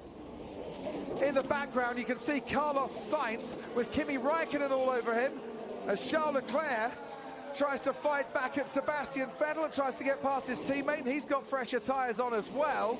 Sainz ahead of Kimi Raikkonen, Giovinazzi ahead of Daniel Ricciardo, and look, there is Romain Grosjean with Sergio Perez a little bit closer than he'd like through Ferradura. Sainz in 7th place from the back of the grid, from last on the grid after problems in qualifying yesterday. Can Albon get close enough to have a go at Lewis Hamilton? Mind you, his mirrors are full of Ferrari as well. They certainly are. Now Albon will be looking for the DRS sign in a moment and trying to stay within contention, and he is at the moment 6/10 behind Lewis Hamilton, so he's got one more lap without DRS, and then he starts to get a bit of assistance. There's an incident between them. Now here comes DRS right now. The steward's looking at Grosjean and Sainz at the restart. I saw someone locking up their brakes way back in the distance. And it could have been that particular incident there. We're on board with Sebastian Vettel dropping down through the Center S and onto the Curva de Sol. DRS for Alex Albon. That'll get him closer to Lewis Hamilton. Hamilton hasn't got that to attack Verstappen. Verstappen's that way, long clear in front. You just can't get too much of Hamilton versus Verstappen, can you? But now it's sorted out. Verstappen's checked out up front. He's got so much more pace. You can see why Red Bull did what they did. Lewis Hamilton could have come in as well, but they thought track position at Mercedes was the way to go. Look at that. 4 cars, Martin, not separated by much, and 2 overtaking moves within the same corner. How about that for your buck in 2019? And Red Bull firing its tyres up nicely, giving both drivers the confidence to steam around the outside. And that's stunning. Lewis was getting very close because you're not allowed... Well, watch this for a little bit longer. This shows what Alex Albon is capable of. We don't often get the chance to see it. How close was that to disaster for him? I'm impressed. They got a lot of wheel spin through the exit. I'm impressed that he didn't bail out of that. Yeah, he certainly didn't. And he'll get his reward for it as well. There he goes, DRS on the back of Lewis now. He's given it absolutely everything. Thinks about diving down the inside, but Daniel Ricciardo dived down the inside on Kevin Magnussen earlier in this race and sent the Haas spinning away, but he's just a bit too far back to make the move. Romain Grosjean was running very comfortably in the top 10 on that restart. He's lost about 5 places now. Make that 6, because Sergio Perez has just got past him as well. Not the best restart for him.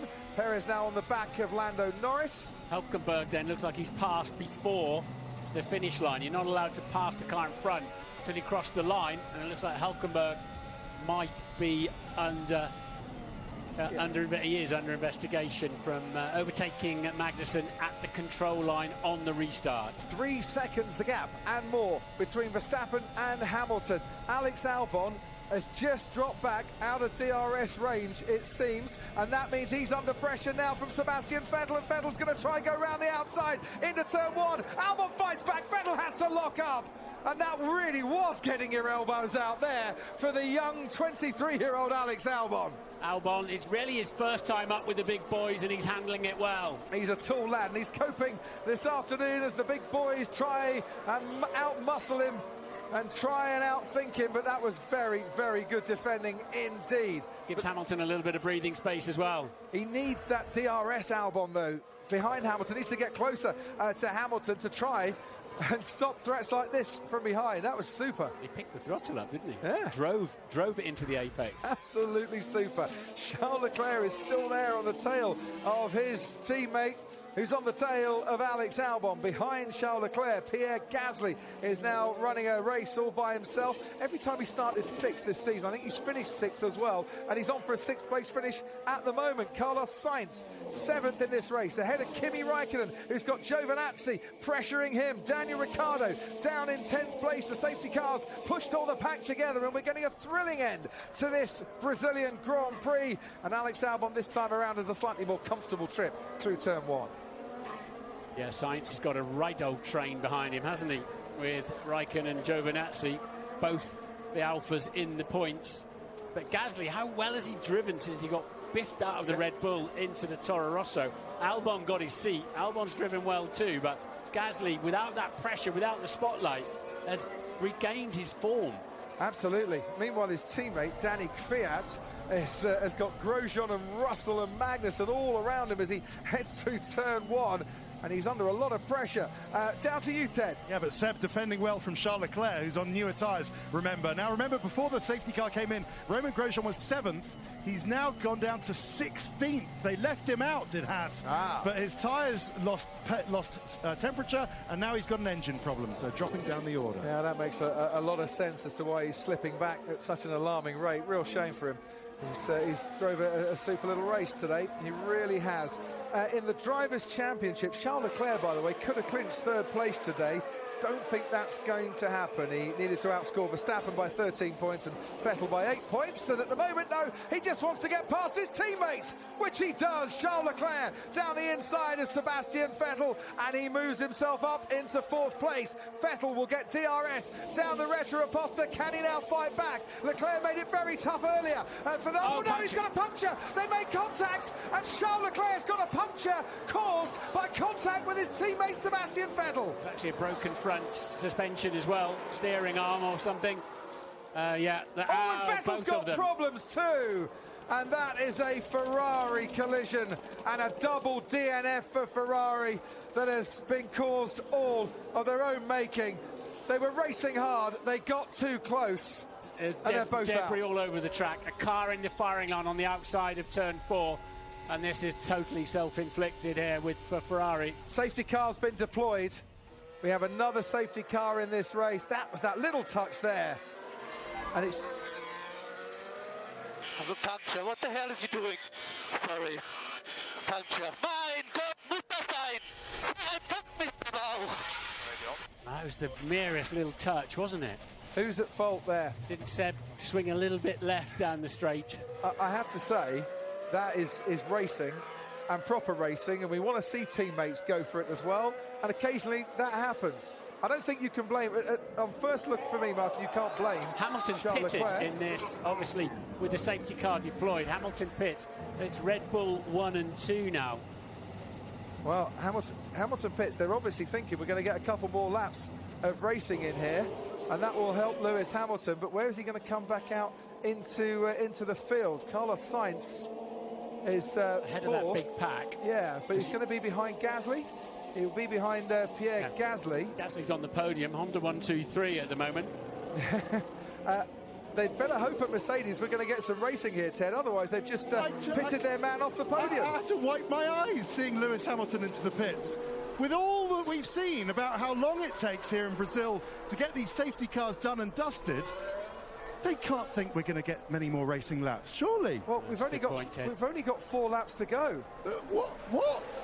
Yeah. What have we done? This could well end under the safety car or just 1 lap at the end. Definitely.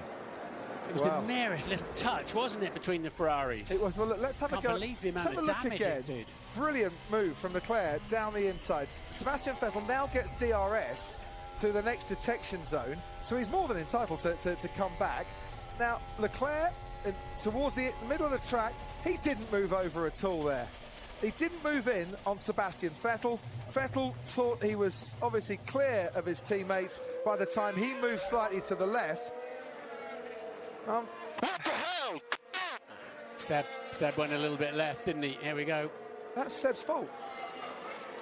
And they were so unlucky to get that amount of damage to both cars with that contact. Was so unlucky. But he could have surely kept the line, carried on a bit further, and would have been clear before he pulled in. That reminded me of Vettel and Webber in Turkey, where Seb blamed his teammate on that particular day as well.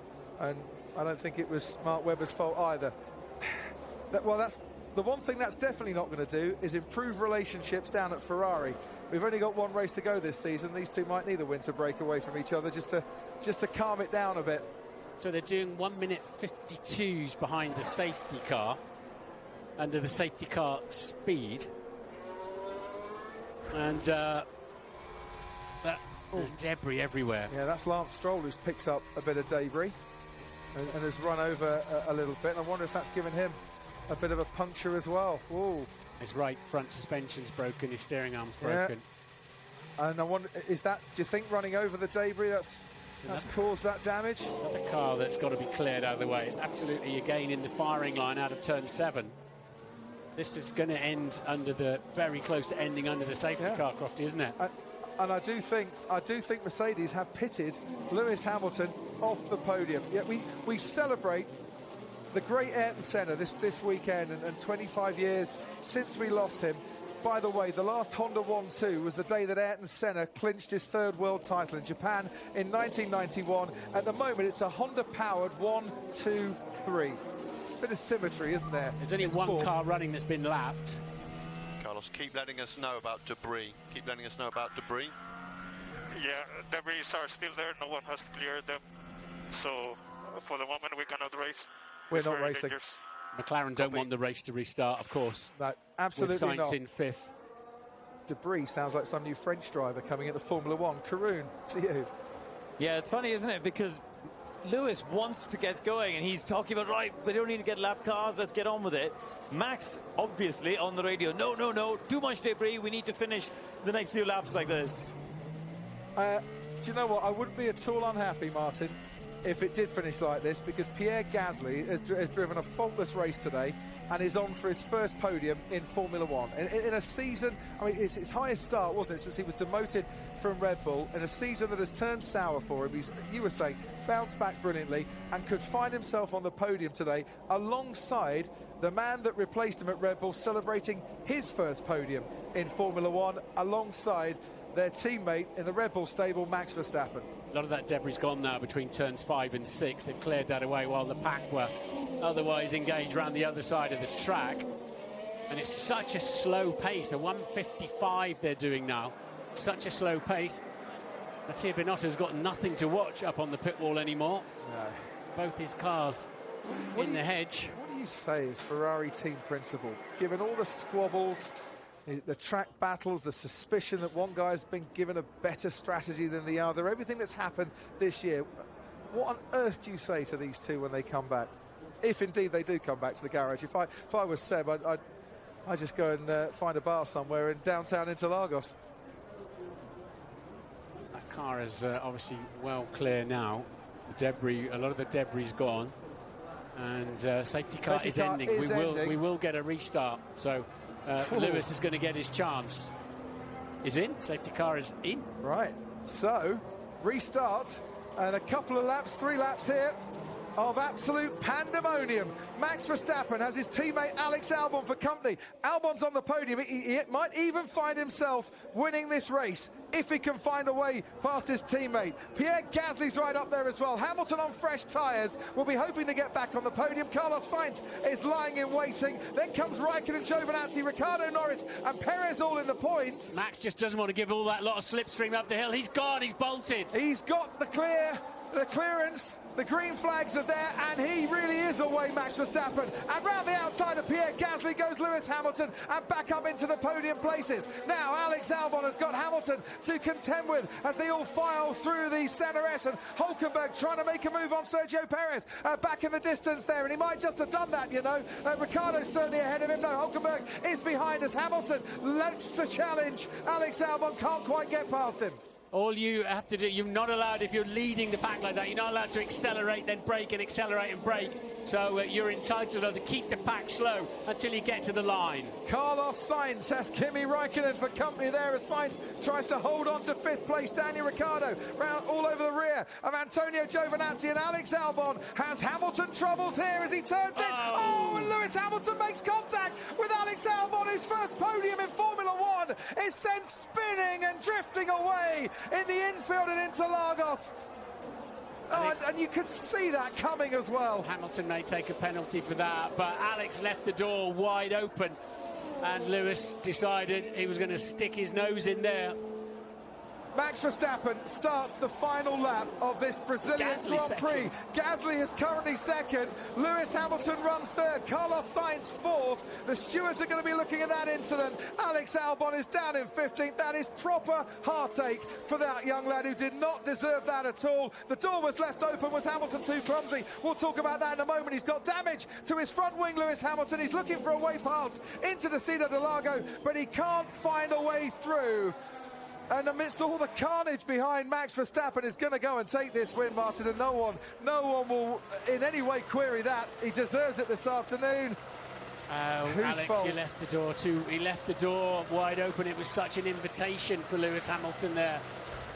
And Lewis, it wasn't exactly all the way alongside him, but I think he was entitled to stick his nose in there. The stewards are looking at it, as you can see, as Max Verstappen gets his foot down for one last time towards the line. Lewis Hamilton tries to make his way where we've got past Timo Glock in 2008 and Jun Sao to get past Gasly. The checker flag is out. The Brazilian Grand Prix goes to Max Verstappen. A year after he finished second and had it taken away in his redemption day, Hamilton fights Gasly to the line. Gasly comes home to take second place by less than 1/10 of a second and win his first podium in Formula One.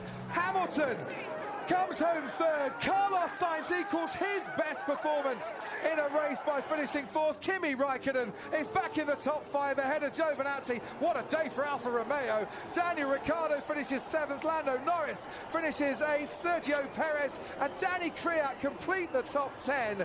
They are going potty at Toro Rosso, and they will be celebrating at Red Bull 2 for Max Verstappen. It is a Honda 1-2, but who thought it'd be a Red Bull and a Toro Rosso?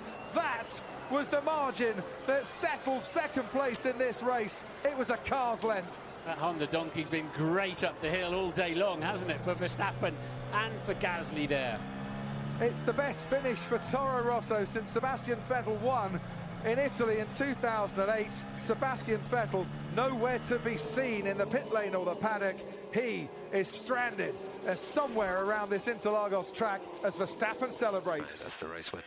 That is the race win. You absolutely bossed it. Magic today. Absolutely bossed it. Fantastic. We did it as a team, guys. Unbelievable. What a race. Oh, I loved it. Redemption, Max. Absolute redemption from last year. Brilliant race. Brilliant race. Totally. Exactly, and I think the way we fought through it made it even better. Thank you, guys. Great day. He was the man, wasn't he? Yeah. On pole. Beautiful racecraft. Had the pace. Totally deserves that race victory. The history books, Martin, will tell you it's another victory from pole at Interlagos. That doesn't even begin to tell the story of this Brazilian Grand Prix. This track always generates surprises, doesn't it? You think that the history, the craziness we've had at this track over the decades. It is an honour and a privilege to come and watch racing here.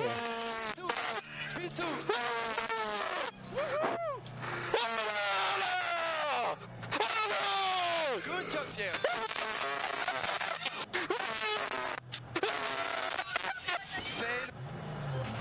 Sacre bleu, c'est magnifique.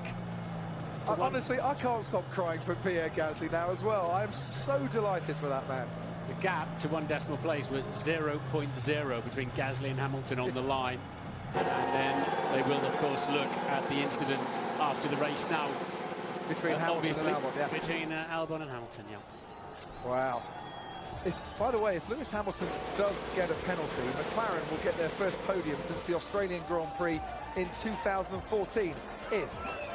If he gets a podium, is Lewis Lewis in Parc Ferme, is he doing donuts somewhere around the track? And the other problem, if Lewis is to take a 5-second penalty, for example, they were so close behind him. Yeah. There were so many cars within 0 point something of sight behind him.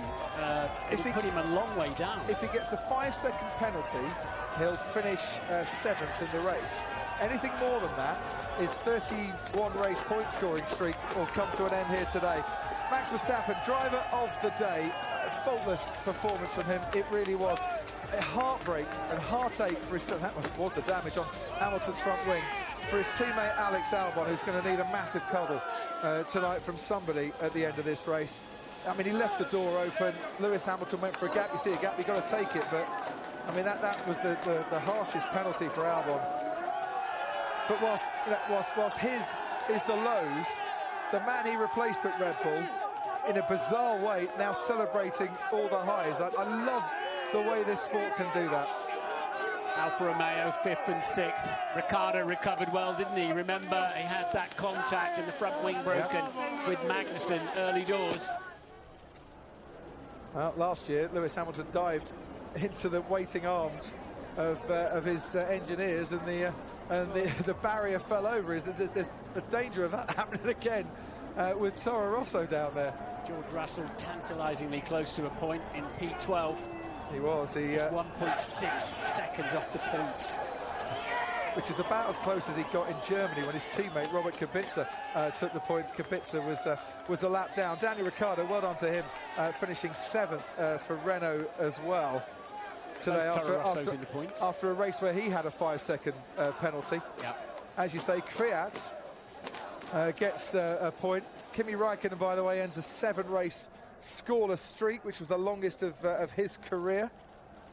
And Rubens Barrichello is down there to talk to our race winner. Great race, Max. You look like unbeatable today. Did it feel like driving that you had anything on any tires you would have been unbeatable?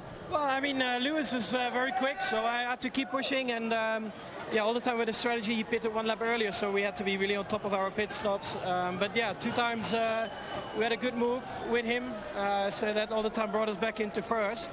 And yeah, from there onwards, yeah, I could control the race, of course, with the tires I had. But yeah, unbelievable. It was a lot of fun out there, and of course, great to win the race. And with the speed, whenever you overtook the Ferrari onto the last corner, did you think that you had that speed to overtake Lewis on the same time? Well, I mean, I was behind, so I was pushing flat out in my outlap to try and be close to him, and it was my only shot. So, of course, because of that, I was close into the DRS, and we knew that we had great top speed the whole weekend already. So, yeah, that of course is a guess, but yeah, of course, very happy to get past. Well done to you and Honda. It's a great achievement.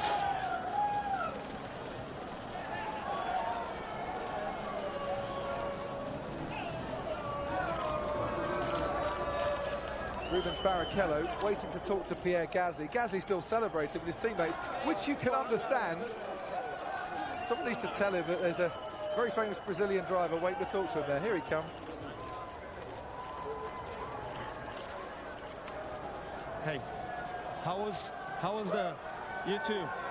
How was this final move? I mean, when you went to the inside, did you think that you had the gap to go? Did you think that you had the speed to go on the straight, that to pass him on the straight?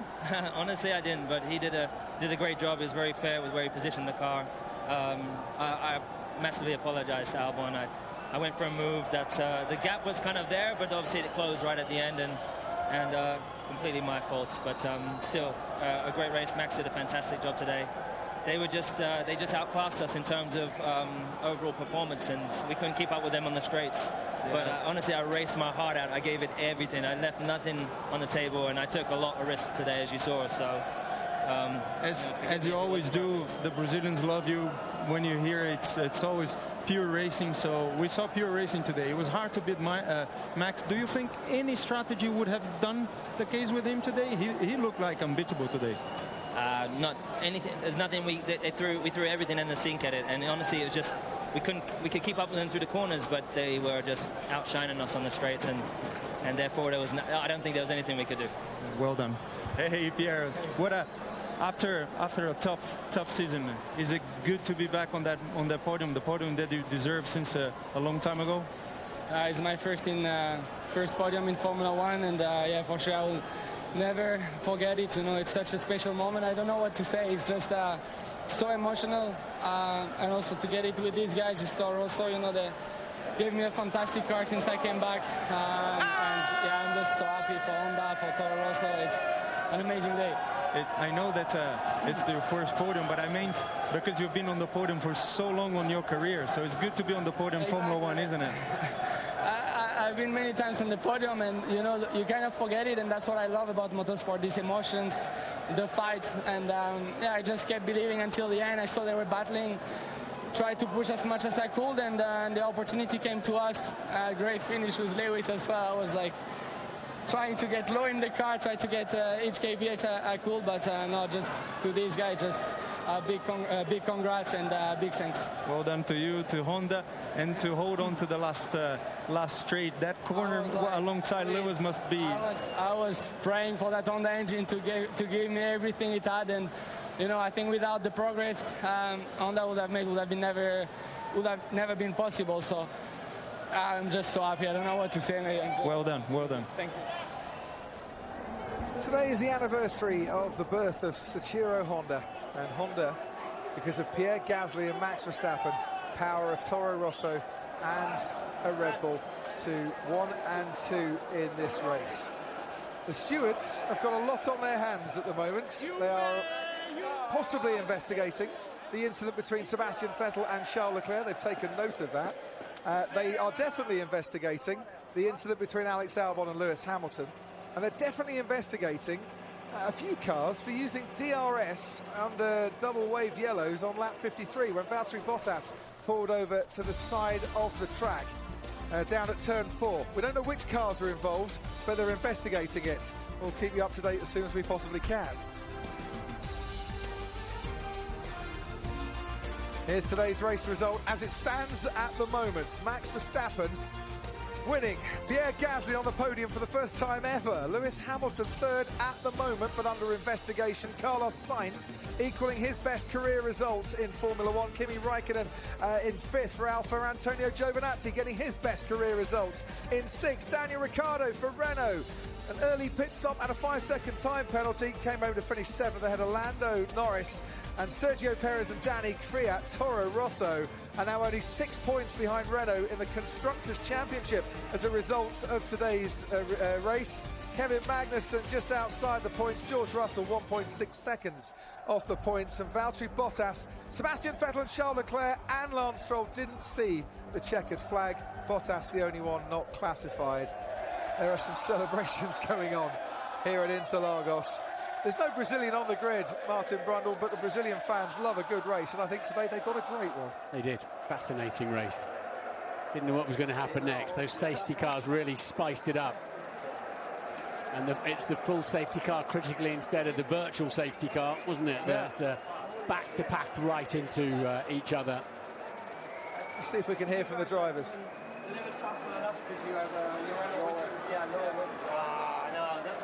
No, last corner, I was like here with him, up the straight like this, and he started pulling different. Because I saw you were here, had a better traction, and I was like praying that on the engine to give me everything. That's why I was on the overtake. Me too, I had nothing left. But, yeah.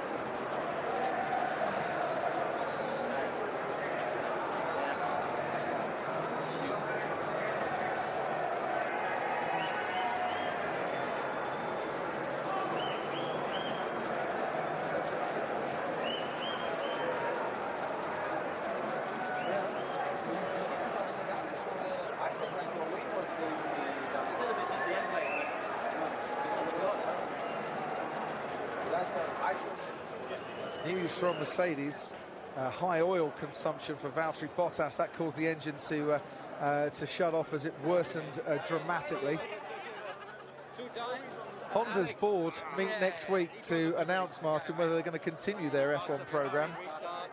I would imagine they'll still be smiling, and hopefully when they say yes, make that decision. I think what Christian was saying there, we could have had three Honda-powered cars on the podium. Alex Albon will be crestfallen, won't he? It was within touching distance, a great result. But this couldn't have come at a better time for Honda to help make their decision. You know, they've spent a lot of money and suffered a lot of pain and heartache trying to get to this stage, and here they are with a 1-2 on the podium. Lewis Hamilton will go up onto the podium. What's your feeling? A racing incident on this one? He said, you know, totally my fault, and he was talking down there to Rubens. The door was open. The door was very widely open. He was quite a long way on the inside. Had he earned the right to some space? That's the decision the stewards will have to make. And looking at all the camera angles, looking at the data, that's really a close one to call. So Lewis Hamilton then, for the time being, on the podium for a 151st time. Pierre Gasly for a first time on the podium. And it's race win number 8 for Max Verstappen.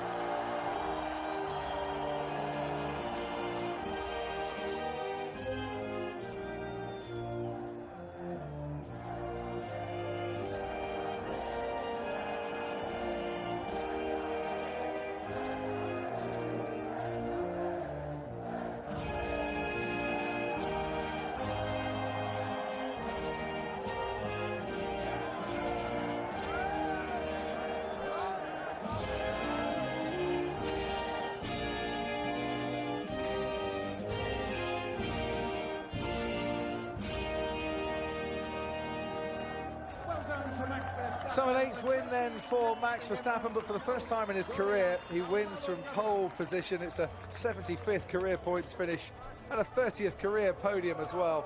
And what a glorious trophy it is as well. Obrigado, Senna. Senna-inspired trophy as well that he holds aloft to those gathered under the podium. Lewis Hamilton shaking hands as well on the podium for a 151st time for the time being, as the Constructors' Trophy is presented there to Red Bull's chief strategist, who, well, didn't put a foot wrong, as Max Verstappen didn't either in any of the calls they're making. This is a glorious moment for Pierre Gasly. Well done. Drove beautifully, didn't he? And got himself there. Bit of an irony that Seb Vettel scored that victory for Toro Rosso, and actually helped today's podium out quite nicely as well, didn't he, for Toro Rosso? Very good points. Celebrations at Toro Rosso, recriminations maybe at Ferrari. And Hamilton under investigation for the incident with Alex Albon. Could have been a different story for him as well in this race. And they are looking at a number of cars, but we don't know which ones yet, for using DRS in a yellow sector. The stewards hard at work as the drivers get ready to celebrate. It's a samba celebration here in Brazil. The championship decided, and we thought we might have a bit of fun, but boy were we treated to a magnificent Brazilian Grand Prix. Obrigado, Interlagos. Max Verstappen wins.